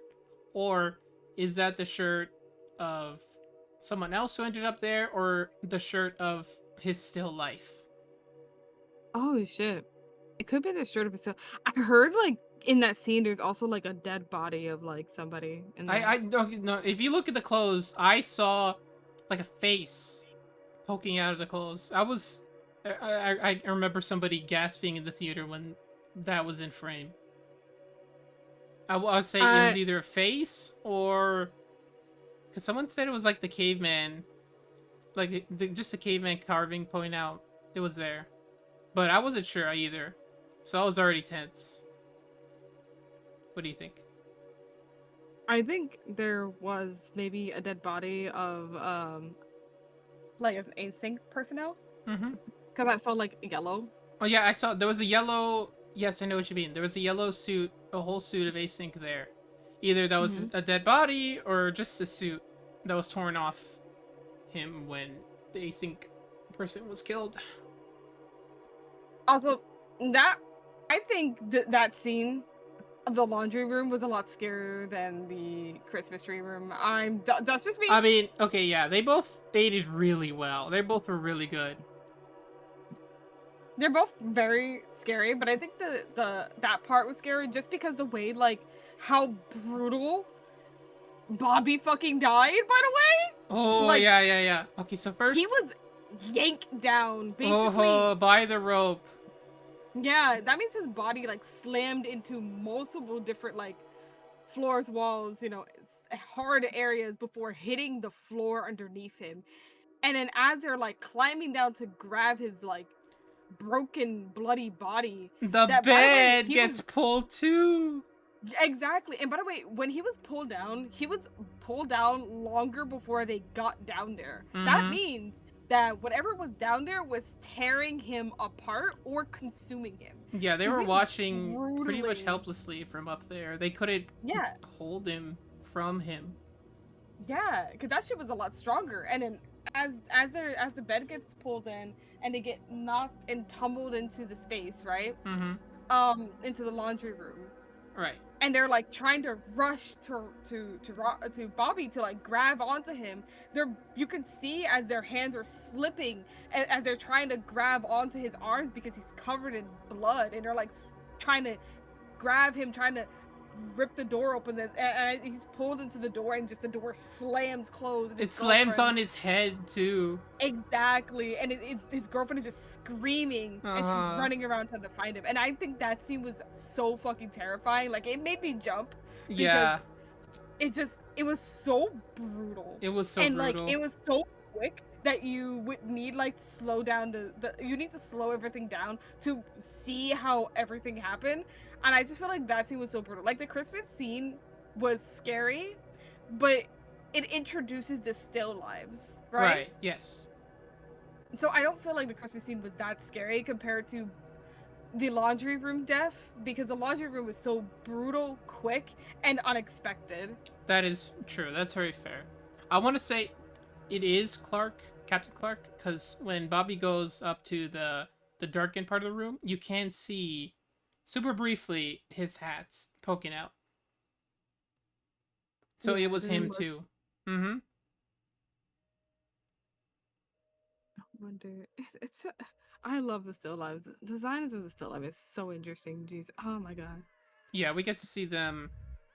Yeah, so Kate goes one way, Clark goes another, and they go into this Christmas tree room. And we see a bunch of statues and shoes poking out. I think it was just statues, maybe. And the music really helps, because like it's super low, it's almost distorted. And he goes around the tree and he sees a dude who's half a torso just turns on the lamp. Mm-hmm. And then the still life of whoever this woman was with red hair approaches him. She doesn't seem to attack him, but she does seem to target him. And she uses one arm to hold onto her hair and another arm to reach out for him. But of course, he nopes out of there. And I like this one sequence where he runs through a bunch of other Christmas, like, you know, the Christmas, like, decorations you put on your lawn? Like, with lights and such? And he runs past a bunch of them here. I thought that was very, very good sequence. That was a good sequence, honestly. And the slight pool rooms too was interesting as well. Yes, the pool rooms. He goes through them, and he ends up at a dead end, but he can hear Kat on the other side. Oh, very interesting, by the way. The whole like she can see him because she's looking through a glass. Well, he can't see anything, so it's one-sided glass. Yeah, that's So very all he sees is a interesting. wall, but she can't. She sees him trying to get to her. Did she die from Clark, or did she die from Captain Clark? Who knows? I feel like it's also interesting how no 1-2 wall is the same. So like she sees a glass, he sees a wall. Could she break through the glass and get to him? Or could she like open up something and it opens the wall? Who knows? But yeah, he puts down his camera for that, and then something comes up and picks up the camera. That was really good. That was really scary. Yeah, that was actually really scary. Really good. So, like, why does Captain Clark do that? Did he do it because he remembers Clark doing that? Does he do it just to do it? Does he doing it like is he preparing for the commercial? No, we don't even know if it is Captain Clark though. I want to say maybe because of how tall it is. So like when the camera's picked up, it's raised really high. And Mhm. also, I mean, we don't really see any other, I want to say, antagonistic forces. Like, there's that one still life that goes after Clark, but we don't know what she was really gonna do. And Captain Kirk is kind of the, like, I don't want to say antagonist, because that's not even what he was. He's just like this force of nature. I mean, she didn't really attack him because you see her again in the dining room Yeah, she's scene, just kind of chilling there. which he basically fucking rips her hair off, Oh which is yeah, that was crazy. like, yeah, like it's not like the still life is just kind of there, but like that's still very upsetting to see. Right? Mm-hmm. So yeah, we don't know what happened to Kate's. We don't even know if they ran into each other again. Well, I guess at some point Clark must have, but yeah. I mean, people are saying that like Clark, not Captain Clark, but Clark killed Kate. I've seen people say that Clark killed Bobby because when he tied the knots, he tied it very like tightly so that Bobby wouldn't be able to get out and be fed to Captain Clark. That wasn't his. I really don't feel like that was his intention. Yeah, Because I don't think so either, to be honest. he just seemed so panicked when Bobby was caught. Mm-hmm. Like, and you see him literally trying to pull at the rope. Yeah, yeah, he does. He does. So like, who knows what happens? Who knows how long it is? Because when we see Mary, she goes to the Ottoman Empire. Well, she gets a phone call right from uh Clark saying he likes where he is. He's gonna stay there. We don't know how long he's been, both in real time and Backrooms time, because Backrooms time sometimes messes with real time. So Mhm. like, go ahead. No, I'm listening. I'm listening. So like, we pull up. She goes to the place, and there's a bunch of mail. If we assume all this is like electric mail or just pills, assumingly 1 month, and then he's been there for a while. At least Mhm. I would say a few weeks to a few months. I would probably put it, because like we generally don't know. Yeah, we generally don't know how long he's been there. And another thing, we don't even know how time is working there. Does he believe that he's been there for not as long or what? Mm-hmm. Okay, Which, so I mean, that's another thing I was like conversating about how like Mary was like, I don't expect your therapist to check up on you like that. yeah, because there's like a breach. That's like a kind of a breach. Yeah, it's a breach of privacy. I don't know, it's because Mary generally cares about Clark.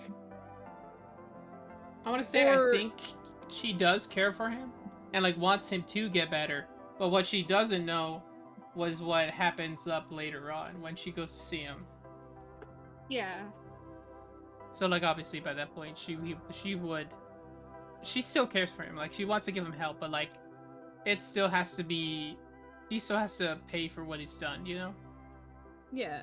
What he will She should do. have like called a wellness check. Or my second thought was like why she went to his store particularly is because of the thought of what he said before, like, oh, I found these rooms, right? Da, da, Mm-hmm. da. And Mm-hmm. she's like, oh, my mom's.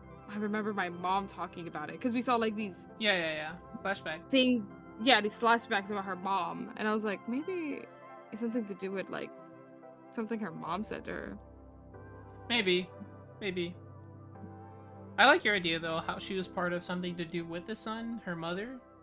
And Mm-hmm. who knows if maybe that'll tie into something in the next movie. I hope. I would be very interesting to see is either some kind of like weird religious cult or like something that actually matters to the story. Because cults are usually given so easily. And I'm not gonna lie, it's just like, yeah, cult, oh my god.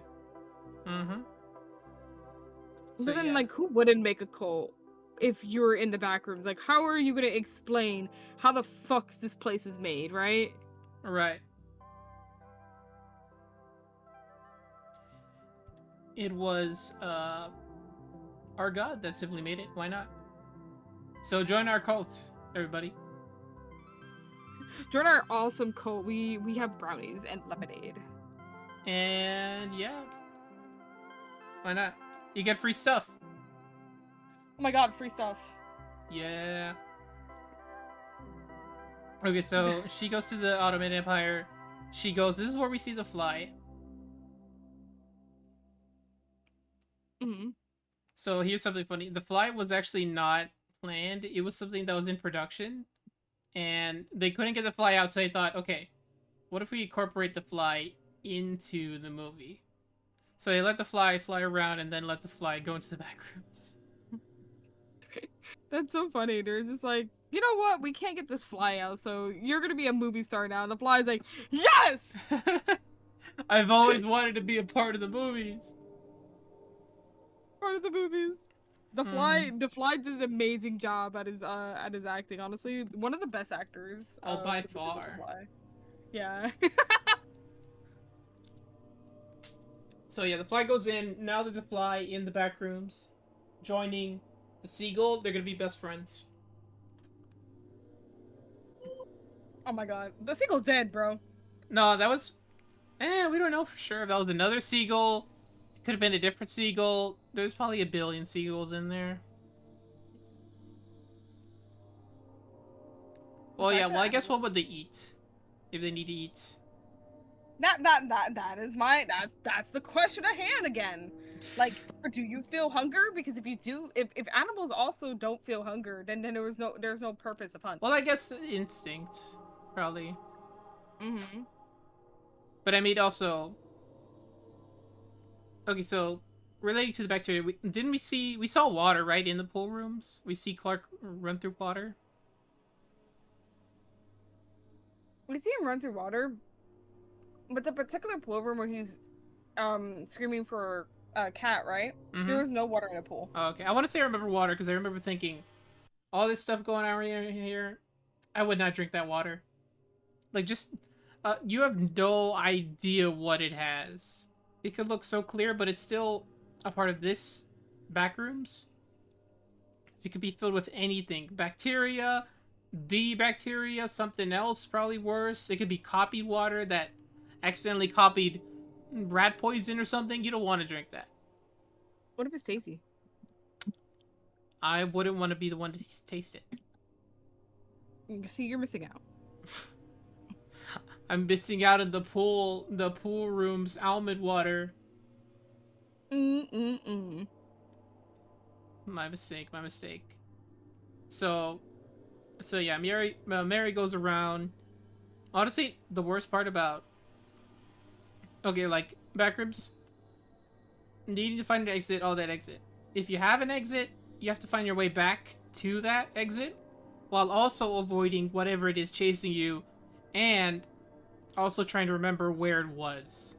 So like, the fact that you can go in and out doesn't bother me at all in this movie, because like, it's all a desperation to like try and get back, but also try to avoid whatever is chasing you. Hmm. So like, yeah, like it doesn't bother me at all. I feel like it works for this movie. Yeah, no, I think it works. Also because once again it is Kane Pixel, the indication of, you know, because of async, these doors are opening all over the place because of them. Mm-hmm. Rudely walking into places they shouldn't. How dare they? Yeah, why would you walk into a place where you shouldn't be allowed to? Kind of rude if Exactly. you ask me. Kind of rude. You didn't even ask permission. You didn't go to the entities and ask for their permission. Yeah, I'm John Backrooms. What are you doing here at my house? What are you doing in my house? Okay, so Mary goes around. She finds a mural. Do we think that was painted by Clark, right? I don't know. Again, that has something to do with the sun. We don't even know if it is painted by Clark. I guess you're right, but we do see Clark. He He kind of hides into a corner, and then he just pokes half of himself up and, "Hello, Mary. You came. Why did you do that? I didn't invite you." Dude, I love that scene so much because I laughed so hard. I was like, man, that's such a SpongeBob scene right there. It's He's funny, but also it's scary, but like it's still funny. like, I threw up.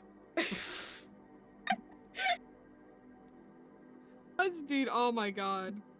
I want to think he might have been the one to make the mirror, because only he would know of Captain Clark to accurately try to paint him. Because He everyone else looked who's like seen Captain him has Clark. died. But for some reason, after Captain Clark picked up the camera, he didn't seem to want to harm Clark for whatever reason that we don't know exactly. Well, he did say like he was able to basically tame him. Maybe.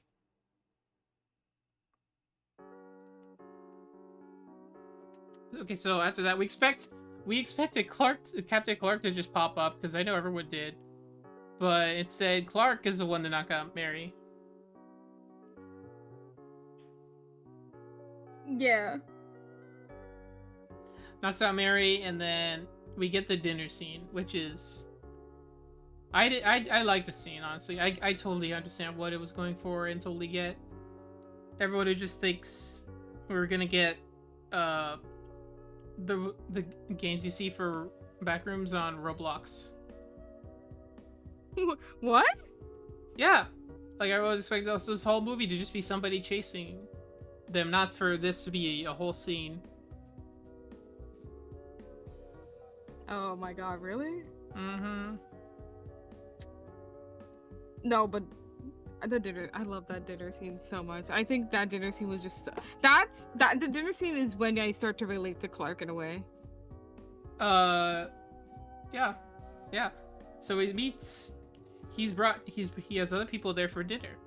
He brought the woman, which I want to say people are thinking that's the still life of Barbara, his wife, his ex-wife, Yeah. because of the red hair and how she acts later on.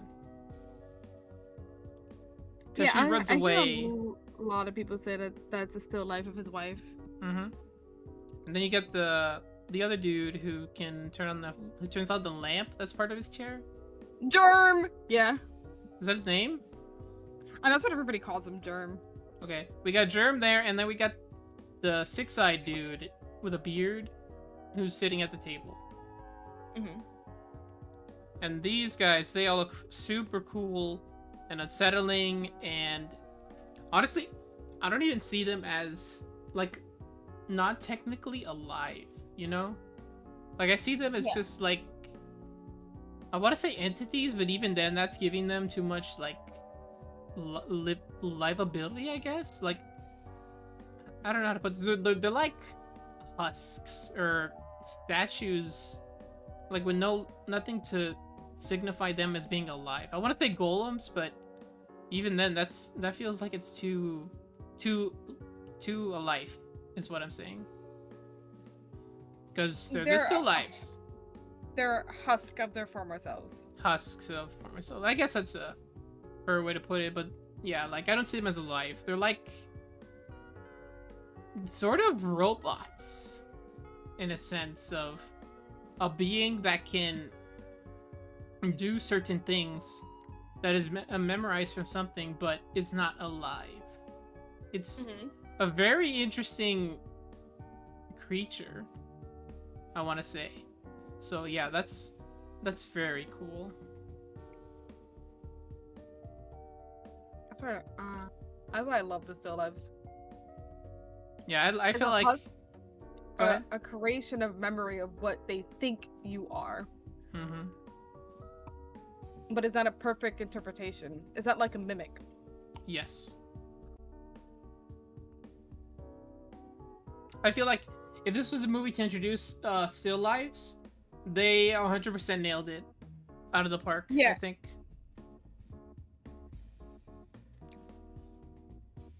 So we get into more info about them. The still lives, they can't feel pain, and they're made of would look like to be rice pudding. Because we see Clark, he stabs the dude in the neck, and then he carves out a piece, and it looks white. It looks wet. It looks like rice pudding to me. I was thinking of just fat. It looks like fat. Like if a you've white seen, fat. Yeah, like ever seen like just like a cube of fat? I've seen Like, it. yeah, it just looks like that. You know what I mean? The one they show in this movie, it looks like it would taste like milk. Or like, because he even pours a glass of it. If you see next to him, I want to say he takes the glob of whatever and he squeezes it, and that's what he drinks. So he literally lives off the still lives. I didn't realize he poured a glass of that. Oh my god. Well, he didn't pour a glass, but there's a glass next to him and it's also filled with the white stuff. So, like, presumably that's what he's been drinking. Still life. Blood. Delicious. Yeah. Yeah, it does make you wonder, like, if he's only ever been eating other still lives, what else has he seen? Does he eat off of... How does he even figure that out? Did he figure that out by Captain Clark, though? I don't think he did. I don't think he figured that out by Captain Clark. I think he just made a guess. He came across them one day, and he was like, there's nothing else to eat here. I might as well try to eat this dude. Then he... What, as a person, what would make you think that? Like, the only thing I can think about is that because the fact that, okay, weird theory. If the still life, the redhead, is his wife, right? Mm-hmm. Which I heard people say that people speculate that, like, Clark killed his wife because the way that the redhead still life walks towards him holding her head in his hand, right? What do you think she holds it in her hair because he pulled her hair in real life? That could be it too. People just also think that, like, maybe she's holding her head up because, like, Clark killed his wife. I don't think he killed her. I don't think he killed her. I don't think so either, but that was somebody, like, I heard people speculating that. I was like, okay. But, you know, do you think that Captain Clark, like, hunted down that redhead one and that's why she was running away from him? I want to say maybe she was running away from him because that's what, he was running away from him because maybe that's what his real life did. His real wife did in real life with him. So, like, he yelled and then she ran. Or did something probably worse. Maybe he did pull her hair. And that's what caused them to divorce. So you think they went into an actual physical altercation then? Maybe. I want to say maybe because, I mean, we hear, like, there's something brewing within Clark of his anger and drinking. So, like, who knows what really happened. But I don't think he killed her. Who he might have killed, actually, though, is if we look in the fridge when he opens it, it's Cat. That's what I'm saying. Who killed Cat? Was it... That was another thing, like, who killed Cat? Was it Clark? Was it Captain Clark? I feel like, I don't know, because we don't know if he made peace with Captain Clark. We don't know if he let that happen. We don't know. But I guess of how casual he is with his knife here, how casual he was with scalping, the copy of Barbara and putting it on Mary, which is also messed up. Mm-hmm. And then doing that whole scene where it's the roleplay again. Yeah. But it is good for Mary to talk him out of this, talk him out of what he was doing, and talk him out of essentially kidnapping her, and also just try to go back home. You know, go back home and try to better yourself. Of course, face the consequences of your actions, but try to get some help. Unfortunately, that did not work. Yeah. It did not work in the sense of... Okay, so what attracted Captain Clark to come out? Was it the sense of him changing his outlook on everything? Was it him sensing he was gonna leave? What do you think? That's a good question. I'm not sure. Yeah, so Captain Clark shows up. He looks... You want to talk about an effective design. Just a big pirate, a very tall, lanky pirate. He looks like a statue. With a peg leg, tall, lanky arms. He has a very stretched out face. And the pirate hat just sells it. Yeah, no, the pirate design really does sells it. Oh my god, I love it. Part of me wishes he had a sword. Or like a sword hand. But that's probably a bit too much. Since Clark didn't have one, he wouldn't have one. I was mostly looking at because the sign on the front of the sword, it does have a sword. But also he doesn't have the parrot thing.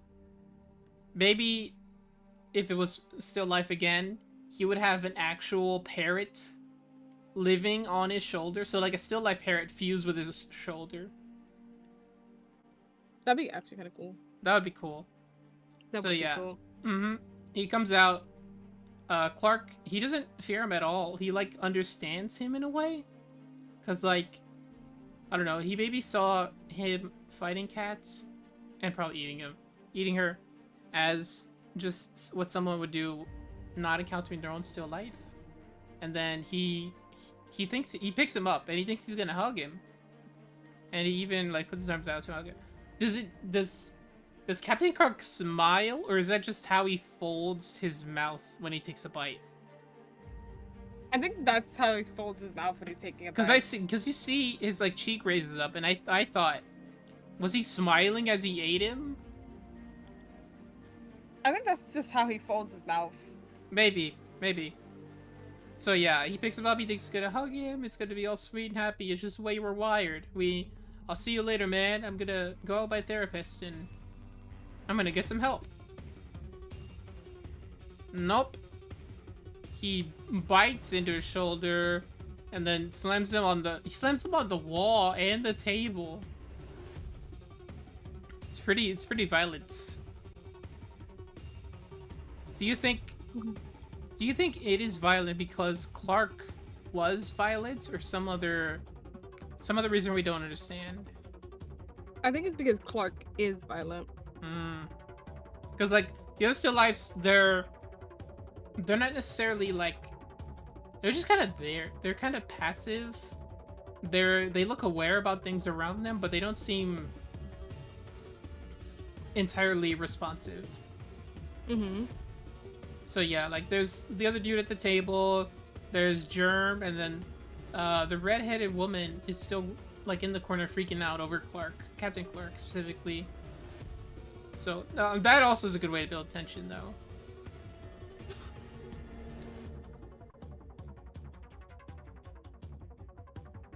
So yeah, then the chase begins. She runs into the neighborhood, which is an exact copy of Bobby and Kat's neighborhood, which I think was really cool. He drags. Oh, go ahead. No, I was agreeing. He drags Clark's body out of there, though. So, like, while following Mary, he drags Clark's body, and then he leaves him there. Which is probably the most disrespectful thing I've ever seen. After maiming him, I think he took off his arm, maybe a leg, because we barely see him dragging it. I don't even think his head was still on. Probably not, yeah. But yeah, just leaving him there on the fake road. Probably the most disrespectful thing I've ever seen.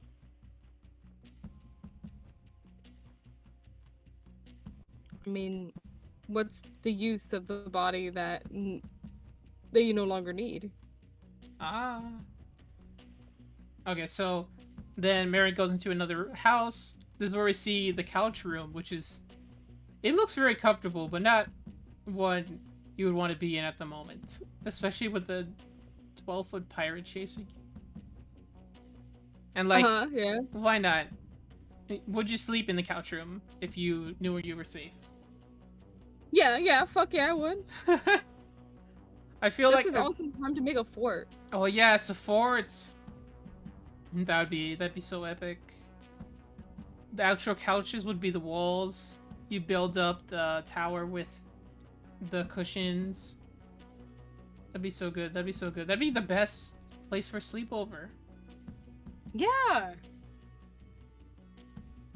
Maybe Async has a point. I mean, the complex. True. Okay, so then he goes, I don't know how Captain Clark manages to go through it, because his peg leg, I guess he's tall enough as to where he could just step in between the sofas. Because when we get this thin hallway, he quickly follows here there.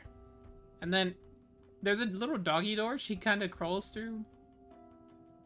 And that leads into a huge area, which, like, I think when she opens the door for the staircase, it doesn't make a sound. It keeps falling down. So, like, there's just a void there. Mm-hmm. So, like, yeah, even if she, I don't know, took the risk of something, or maybe try to climb down, there would be nothing for her to land on. It's just an empty void. Maybe the bottom is really far down. Would have Yeah. kicked up. I would try to click Captain Clark down there, not gonna lie. I don't even know how Captain Clark made his way across that. Because she climbs up the attic roof, or like an attic door, and then ends up in the Backrooms version of the Ottoman Empire story. But we don't know that. Even until, well, yeah, until she sees a caveman there, and then goes to the door. Oh, the door is blocked by more wall. And then she turns around. What does she see?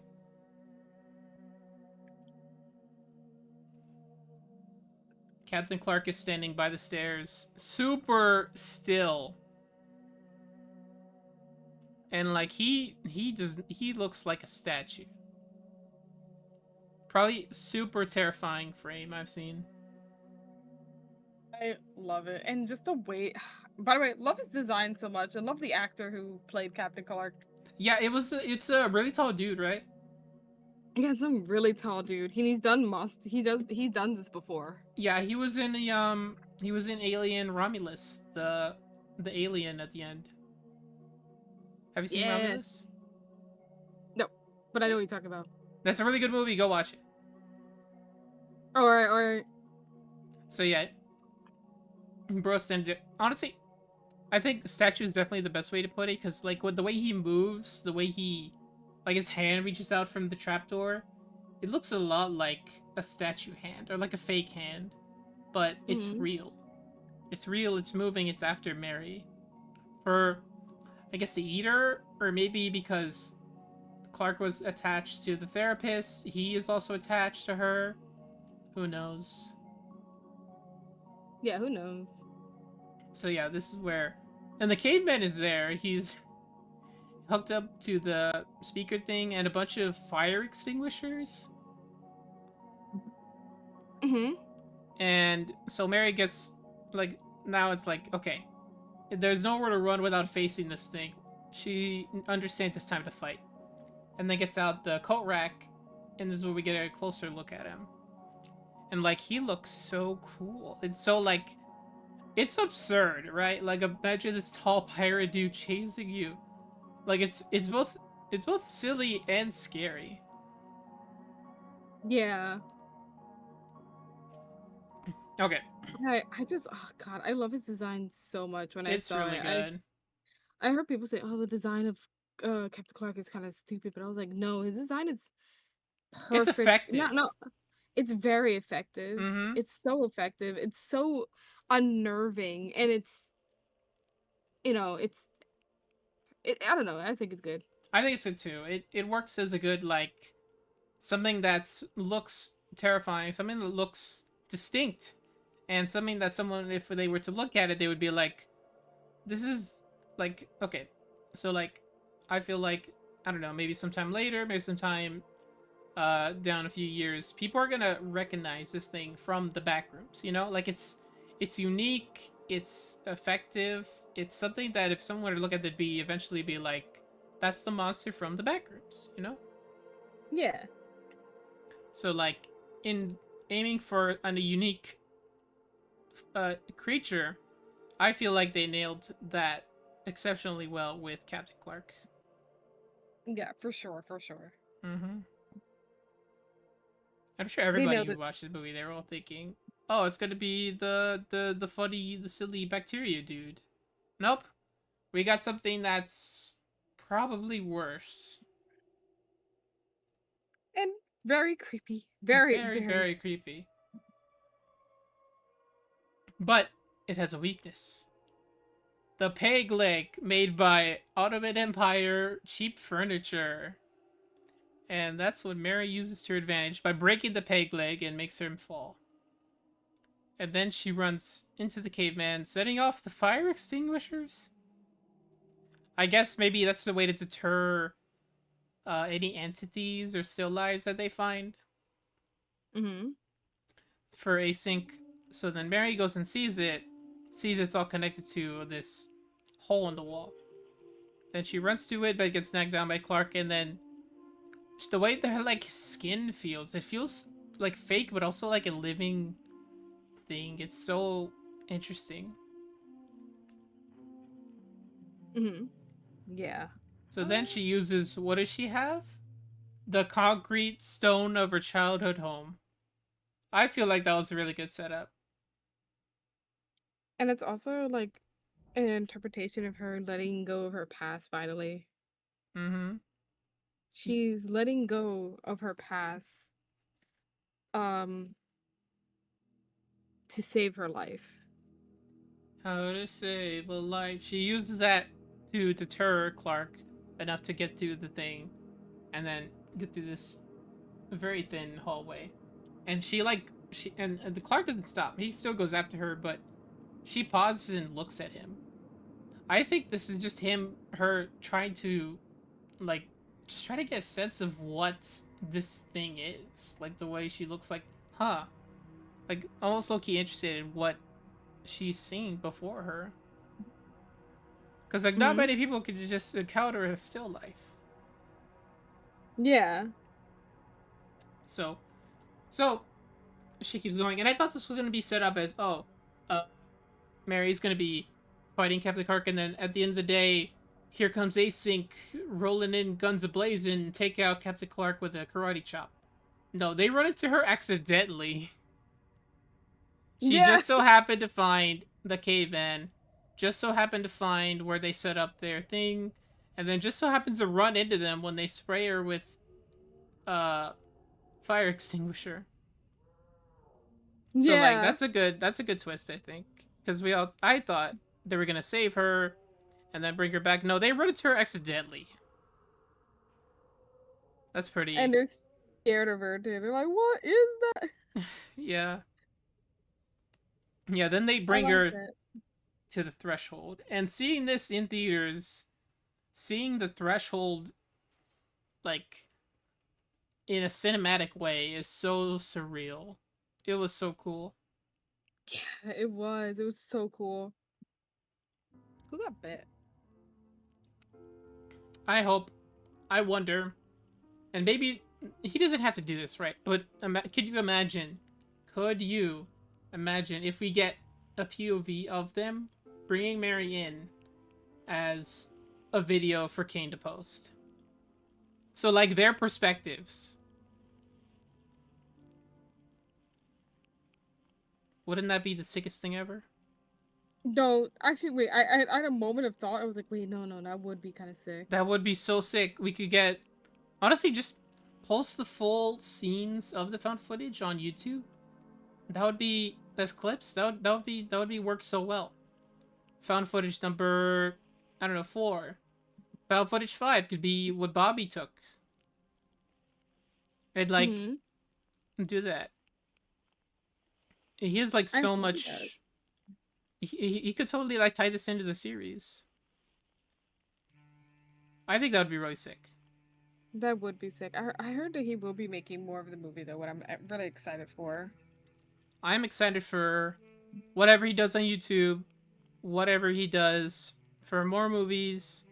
And there's just so much he can do now. I am very intrigued. Okay, so they bring it to the threshold. They all see that they're like, what? Because I think, unless I'm forgetting something, this is the only time they've found and brought a living person who is outside of Async into the threshold, into where they are. Yeah. So, Yeah, like, that's correct. Okay. So they take her through, they have it through. There's a room where they pass by where it has a bunch of the cavemen. just all just all cardboard of the caveman just sitting there in that room. And I really think Yeah. you're right on that being their way of sort of introducing or like bringing luring creatures to be interested in whatever this is, to Yeah. be to see what's up. And then we see this is where I think is more interesting. Uh they brought Captain Clark out. They brought him. He was on the table there. They were doing x-rays. He was covered in like saran wrap, but they were doing x-rays on him, and his hat is also off. So like, but the thing is, he wasn't moving. He wasn't moving at all. But we have no idea if that's because he just isn't in the back rooms anymore, if he's choosing not to move, if he's choosing to be still, or is he dead? We have no idea what that means. But like, Or they could have knocked him out somehow. somehow, maybe. I don't even think this thing has organs. They're all just filled with that white stuff. Yeah. Who knows? I'm sure there is a way to knock it out. Maybe disoriented. Yeah. Who even knows? Who even knows? Okay, so then they bring Mary to a room, a sort of interrogation room, and she talks with Phil, the dude who was looking at the security camera. And so talking to her about what she saw, what does she think, how does she discover whatever is going on, and he keeps looking at the window. So it's like, okay, is it true that if she does give them all the information she knows, are they gonna kill her? And we don't get that answered. So that's why Mary pauses and struggles to really elaborate on what she knows. Because, I mean, this is a pretty tough spot. Because, like, captured by somebody and they want information out of you, you have no idea what your fate is. So you do comply, or if you don't, and just end up stuck there forever. What do you think? Do you think they killed her? Do you think she told them everything? What do you think? I think she's stuck there. Because I don't think they're gonna let her out with the knowledge that she has. It's not like SCP Foundation where, they find a victim and they can easily just erase your memory. This is not just that. It's they don't know what to do with you either. Yeah, they're I feel like, okay, so we learned a lot concept wise and like essentially, but we already have a good idea of what I feel like something we knew overall we learned from this movie of the Backrooms from Kane Pixels is that Async was an MRI company. Yeah. They make MRIs, is what Phil says. Yeah. I feel that's probably one of the only things, which isn't a bad thing, I think.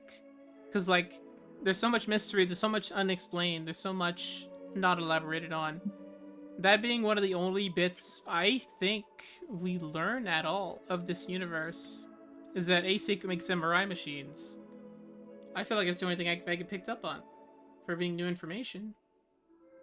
I got nothing else. I was explaining to one of my friends that the whole like async making MRI machines might have just been like a front to tell like a regular person, because it took him a while to answer her when she said, "Who are you? Like, what are you?" And he looked over at the mirror, and then he looked at her, cleared his throat and said, "Oh, we used to make MRI machines before we came here." Well, right, yeah.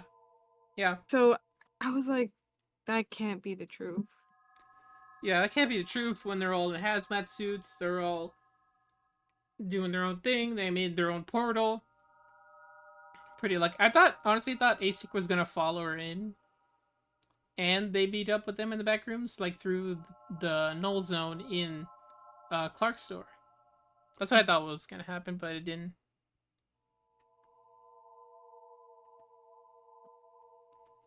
So after that, Mary doesn't answer her question, I think, and then we see more shots of the back rooms. We see missing posters for Kat and Bobby. We see books. Mary's book copied, a library, which was a reference to, I think, that one image with the libraries in a little more space. Have you seen it? Yeah. It's like the end is near or something like that. Yeah. And then we see a copy of the room, and we see a still life of Mary sitting there. And then the movie ends. We don't see Phil. We don't see a still life of Phil. We just Mary, which is interesting.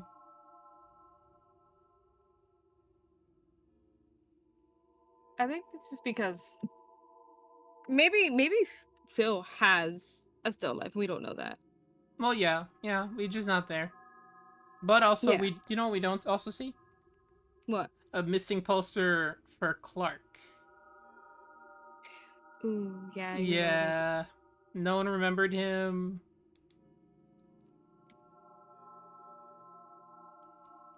No one remembered him enough to make a missing poster for him. Only Kat and Bobby. Which is effective. Then the movie ends. Sad. Yeah, pretty sad. Honestly, I was pretty satisfied with this movie. I tried to not build too much on like my expectations. I tried to see, okay, let me see what the movie they're going for, and let's see how it goes. That's what I pretty much. I guess I kind of do build expectations, but like, I'm never disappointed. Well, I'm not saying I'm disappointed, but like, I think, you know, my first thought was before coming out or after coming out of. What? In terms of found footage, I think Kane's work on the YouTube was better. Mm-hmm. At least in the sense of, you know, what was more effective in the tension, atmosphere. Like the videos he has for like the found footage ones, they're better than the found footage scenes here. Which is like, it's subjective, I think. But that was just my first thought. Like, what was your first thought about this? I don't know. His works on YouTube, that's better. Yeah. Yeah. Okay, fair. But nah, I totally like this more. I see it more. I like the messages in the movie that they were going for. It was really good. I love, as I said before, like I love the message they were going for, how it was interpreted. I liked the movie, and I definitely agree that the found footage within the YouTube series, it's more eerie and a lot more. I think it's just scarier in that factor. But then again, this is like a kid, way younger than the both of us, making his first movie. So I don't think we should have high expectations of how it came out. But it's either way, like it came out really well for his first movie. Really, really as well. somebody who's younger than us. Mm-hmm. So I have some extra notes here. So yeah, Captain Clark was restrained. Basic made some MRIs. I want to say, because I think maybe it was said only that to only watch this, only the very first episode, found footage 1, is canon to this movie. If that's how, I'll elaborate on it in a second. It's canon in the sense that that's what you should watch, I guess, before understanding this movie. But the movie itself is canon to the series. So like, Yeah. The series is not entirely canon to the movie, but the movie is canon to the series. Is how I want to Yeah. put it. So No, I think that makes sense. Mm-hmm. Yeah. All right. Also, something in notes. Unless I'm forgetting something, did anyone cough in this movie? In the movie theaters, yes. Why? Not when they were in the back rooms. Oh, I heard a lot of people coughing in the movies. No. In the scenes in the back rooms, were they coughing when they were inside? Good question. I have no idea. I gotta rewatch it. I would have to rewatch it too. Yeah, because I only heard coughing from the people around me. That's funny. So I was like, wait, what? Why is that in notes? What, where does that bring this conversation? Was I listening to coughing in the theater and wrote it down like, oh, this is important part of the lore. I better memorize this. And it was just somebody. Yeah, that's what I'm thinking. Just some random person coughing. You're like, oh, interesting. Interesting. I wonder if there was intention when adding this to the movie. Okay. Yeah, that was my sense in that, if there was coughing, maybe that has something to do with a theory I heard that has to do with the bacteria. Because, like, there is still bacteria in this movie. Not intentionally or not, but it still exists in this world. We don't see it, we don't, as far as I have any mention of it, but it is still, like, part of it. And I've said before, right, like, my theory of it being, like, something to do with dead people? Maybe? Yeah. Oh, I like to think... I have a picture of a rat up. My apologies. You're good. I didn't want to say anything. Yeah, I was drawing the rat. My apologies. You're good, you're good. I like to think the bacteria itself isn't part of the Backrooms, if that makes sense. You know, it's something that's just growing there.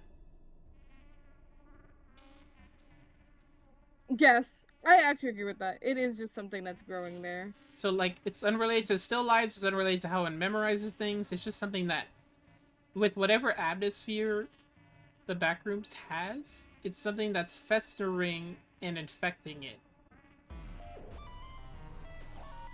I agree with that. That's a funny song to come up. Yeah, I paused for a minute, like, huh?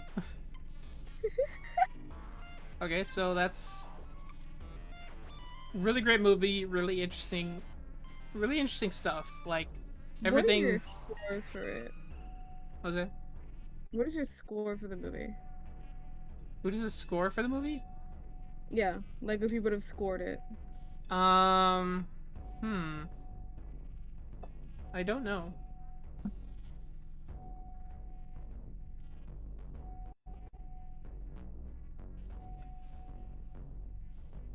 But overall, I think it was really good. I'd have to go and back to listen to the score because I feel like some of it was really good. I just missed it because I was too tied up in the tension. Oh, okay, so you can't give me a score? Oh, a score? You meant like a score of the movie. Yeah, like what are you rating? I thought you dude? meant score of music. No, the movie.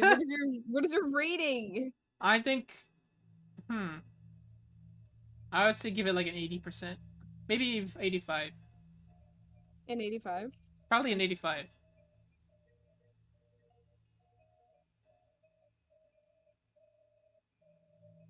Like, I'm probably glazing it. It's at least a low 90 to a high 85. You're glazing it. Oh my god, bro. I don't know what else to say. It was really good. No, I enjoyed it. I think that was funny that you said I'm probably glazing it. Yeah, I'm gonna glaze this delicious Backrooms movie. Please enjoy. I very much like it. I'll probably just give it like a I'll give it to like an 80 or 90. I feel like the other movies I previously saw before going to see Backrooms was a lot more interesting. Not interesting. I think terrifying. the Backrooms, I love it as an artistic. It's very artistic. It gets to the it commentates on its point very well. Um,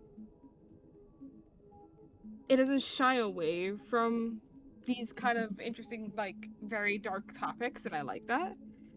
Um, yeah, and like I said, it's just extremely artistic and beautiful in a way. Right. Right, like yeah, it was beautiful in the way it was shot, and the way they do a sense of like making sure every shot outside of Backrooms is pretty wide and like a lot of open space. And then when we're in the Backrooms, it's pretty limited and claustrophobic, which is really good. It's super good. It's super good. I really like that. Helly. That's better. That's better. Sorry, we're trying to find a good pink for this hair. I have not streamed my drawing to you at all, and I forgot. It's totally fine. It's totally okay. Just flipping through the like different music of Kane, I feel like it's a good backdrop. Yeah, dude. Kane's music is just so good, dude. I love Kane's music. Shout out to Kane, the guy who we've been glazing with this movie. The guy that we've been glazing, bro. He deserves the glaze. He deserves the glaze. He does. He does. The one thing I wanted to bring up is just like the meaning and overall the meaning of the. Oh, that's the thing that I was gonna bring up. Do you remember how when I was saying there was like 3 arguments with a movie? The first one we got over where people were expecting the wiki and they didn't get the wiki. Yeah, whatever. Yeah. The second thing, a little controversial, but also an interesting point to bring up is the whole people without media literacy not understanding the point of the movie, which makes me really sad because, as I said multiple times, is that the meaning of the movie itself is it is a very psychological horror movie. Yes, there's jump scares. Yes, it's supposed to like get you sometimes, but the scares itself was not like the biggest thing that happened. Like you get scared like maybe 3 times in a movie. Like they got 3 jump scares, right? The rest of the movie was literally about this man. Both parties in the movie, both Mary and Clark, unable to move forward from a past they're stuck in, and they can't move forward from that.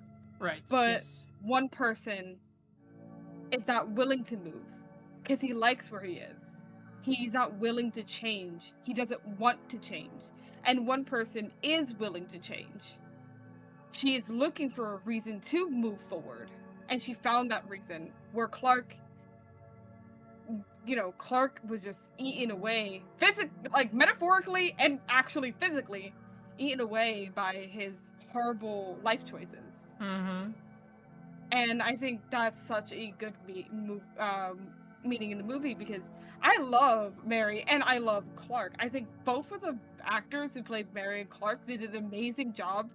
I think the way that they like acted upon like their emotions was so good. Like even I felt like I wanted to tear up for Clark at one point. And again, like Clark, you come to the movie and what's it called? It's an unreliable narrator. He is a strong definition of an unreliable narrator. And you come to this movie with these unreliable narrators seeing from his point of view of this complete loneliness and also Mary's complete loneliness and this like fear that she's holding back and his complete loneliness and anger that he's holding back. And both of them are struggling through this loneliness. And just watching them, basically the Backrooms is like basically collecting their memories and portraying it back in their face. It's basically just mirroring the way that they are, right? But it's really, that's the saddest thing in psychological horror when you pick a place of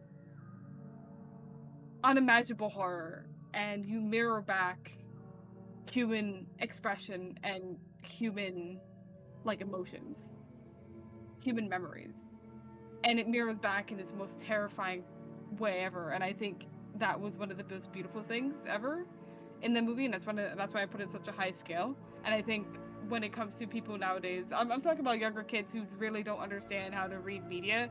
It's really sad because like when I watched this movie, and when I was like, yeah, you begin to hate Clark in the beginning of the movie.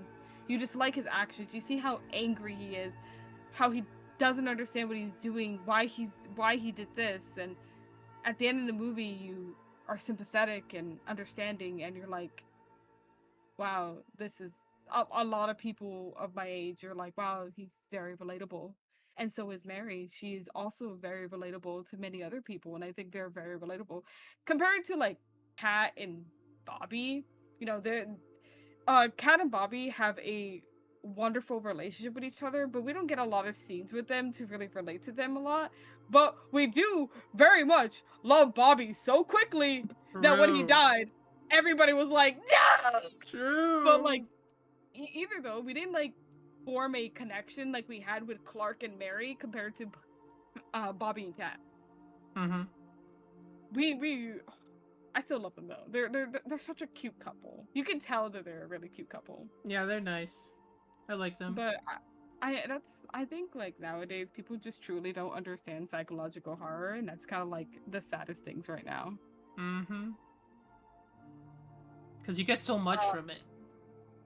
You get so much from like I still believe that I still like. So what are my critiques in a movie? I actually have like 3 critiques. This is my 3 critiques. Again, I understand that Kane Parsons is a new movie director. You know, he's literally younger than me. He's one of the youngest movie directors at this time. He was 20 years old. He was. uh, but like the I can still have my critiques, but I feel like what could have been added on or maybe defined more, and the few things that I feel like could have been talked about or put into the movies more. I feel like one, I know this is a little bit weird to say, but I feel like there could have been the movie could have reached up to 2 hours, and I feel the reason why I said that is because I feel like a lot has been cut out of the movie, because there was definitely a jump from the camera being picked up to Mary in the dining room. Right.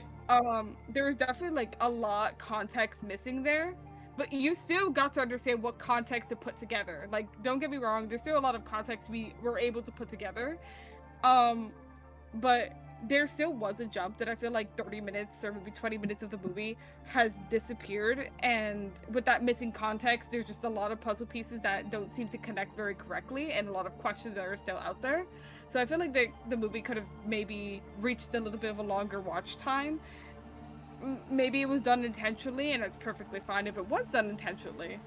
But that's kind of like one of my critiques. I feel like there could have been more, because I feel like Mary's story should have been I feel like Mary should have more of a story. I feel like her story was very quick, and it was her story was mostly applied in very silent, almost film-like moments. These silent film moments. There was barely any talking or explaining. You just see it happen, and there's no explaining to anything. Compared to Clark, it's very verbal in his backstory. We never saw his wife, but the way, because he's so verbal and irritated, we immediately know what the relationship between him and his wife is, comparing to Mary, which we barely understand what her backstory. We don't understand if her mom was actually agoraphobic, if there's some kind of cult thing, if she was afraid of something. We don't really know. And I feel like Mary's story there could have been more added to it. That's why I feel like there should have been maybe 20-30 minutes more of the movie, and maybe the watch time could have been a little bit longer. That's my like one critique.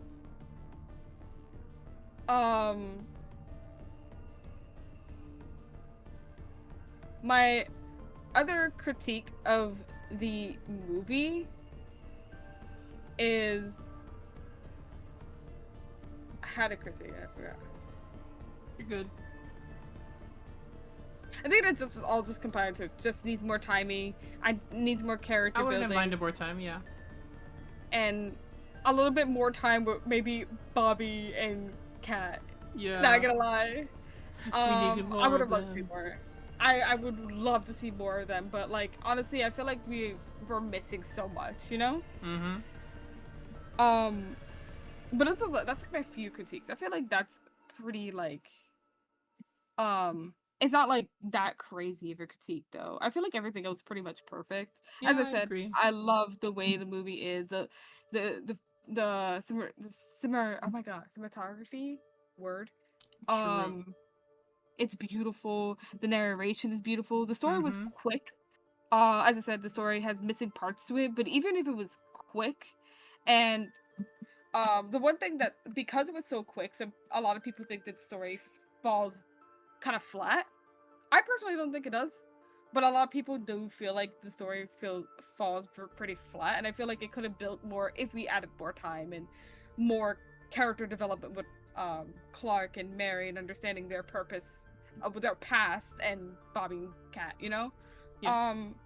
Even though the story was a little bit like a little bland, a little bit bland, I feel like it still portrayed a very heavy meaning at the end of the movie, so I can't really complain about it. Right. Everything else pretty beautiful. I don't really have any much complaints about that. I agree pretty much. I don't really have many complaints even though. Even if I did say, oh, the Kane's other footage was better. Nah, I thought more about it and like I don't really have much else other than I wouldn't mind it more time. Yeah, I really would love more time. Give us It a would've- director's cut. Oh my god, director's cut, yes! We'll be there. We'll watch it. Fuck it. I would love it. I would love more. I need it.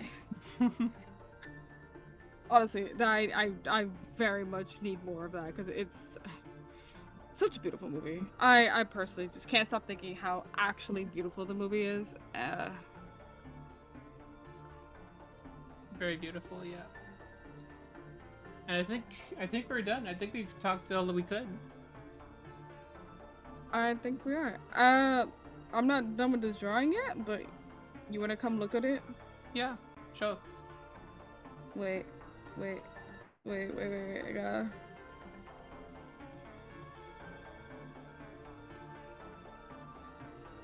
I'm just coloring the skin in a little bit more darker because I like this character dark. Okay.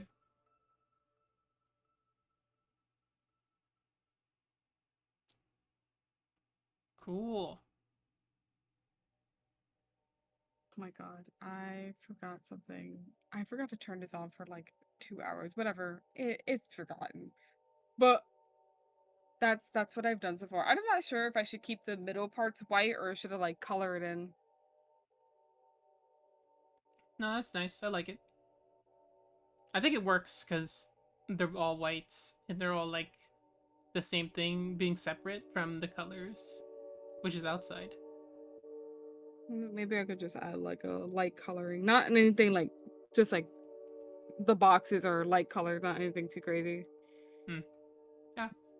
I think we gotta end my stream. Fair enough. Time 3 hours. I should end too. Alright. Thank you everybody for watching. This is our thoughts on the movie. We really enjoyed it. We talked for 3 hours now. Jesus Christ. So yeah, thank you everybody for watching. This is Ghosty. Go watch Backrooms. Go watch more of Ghosty's stuff. They stream on Twitch.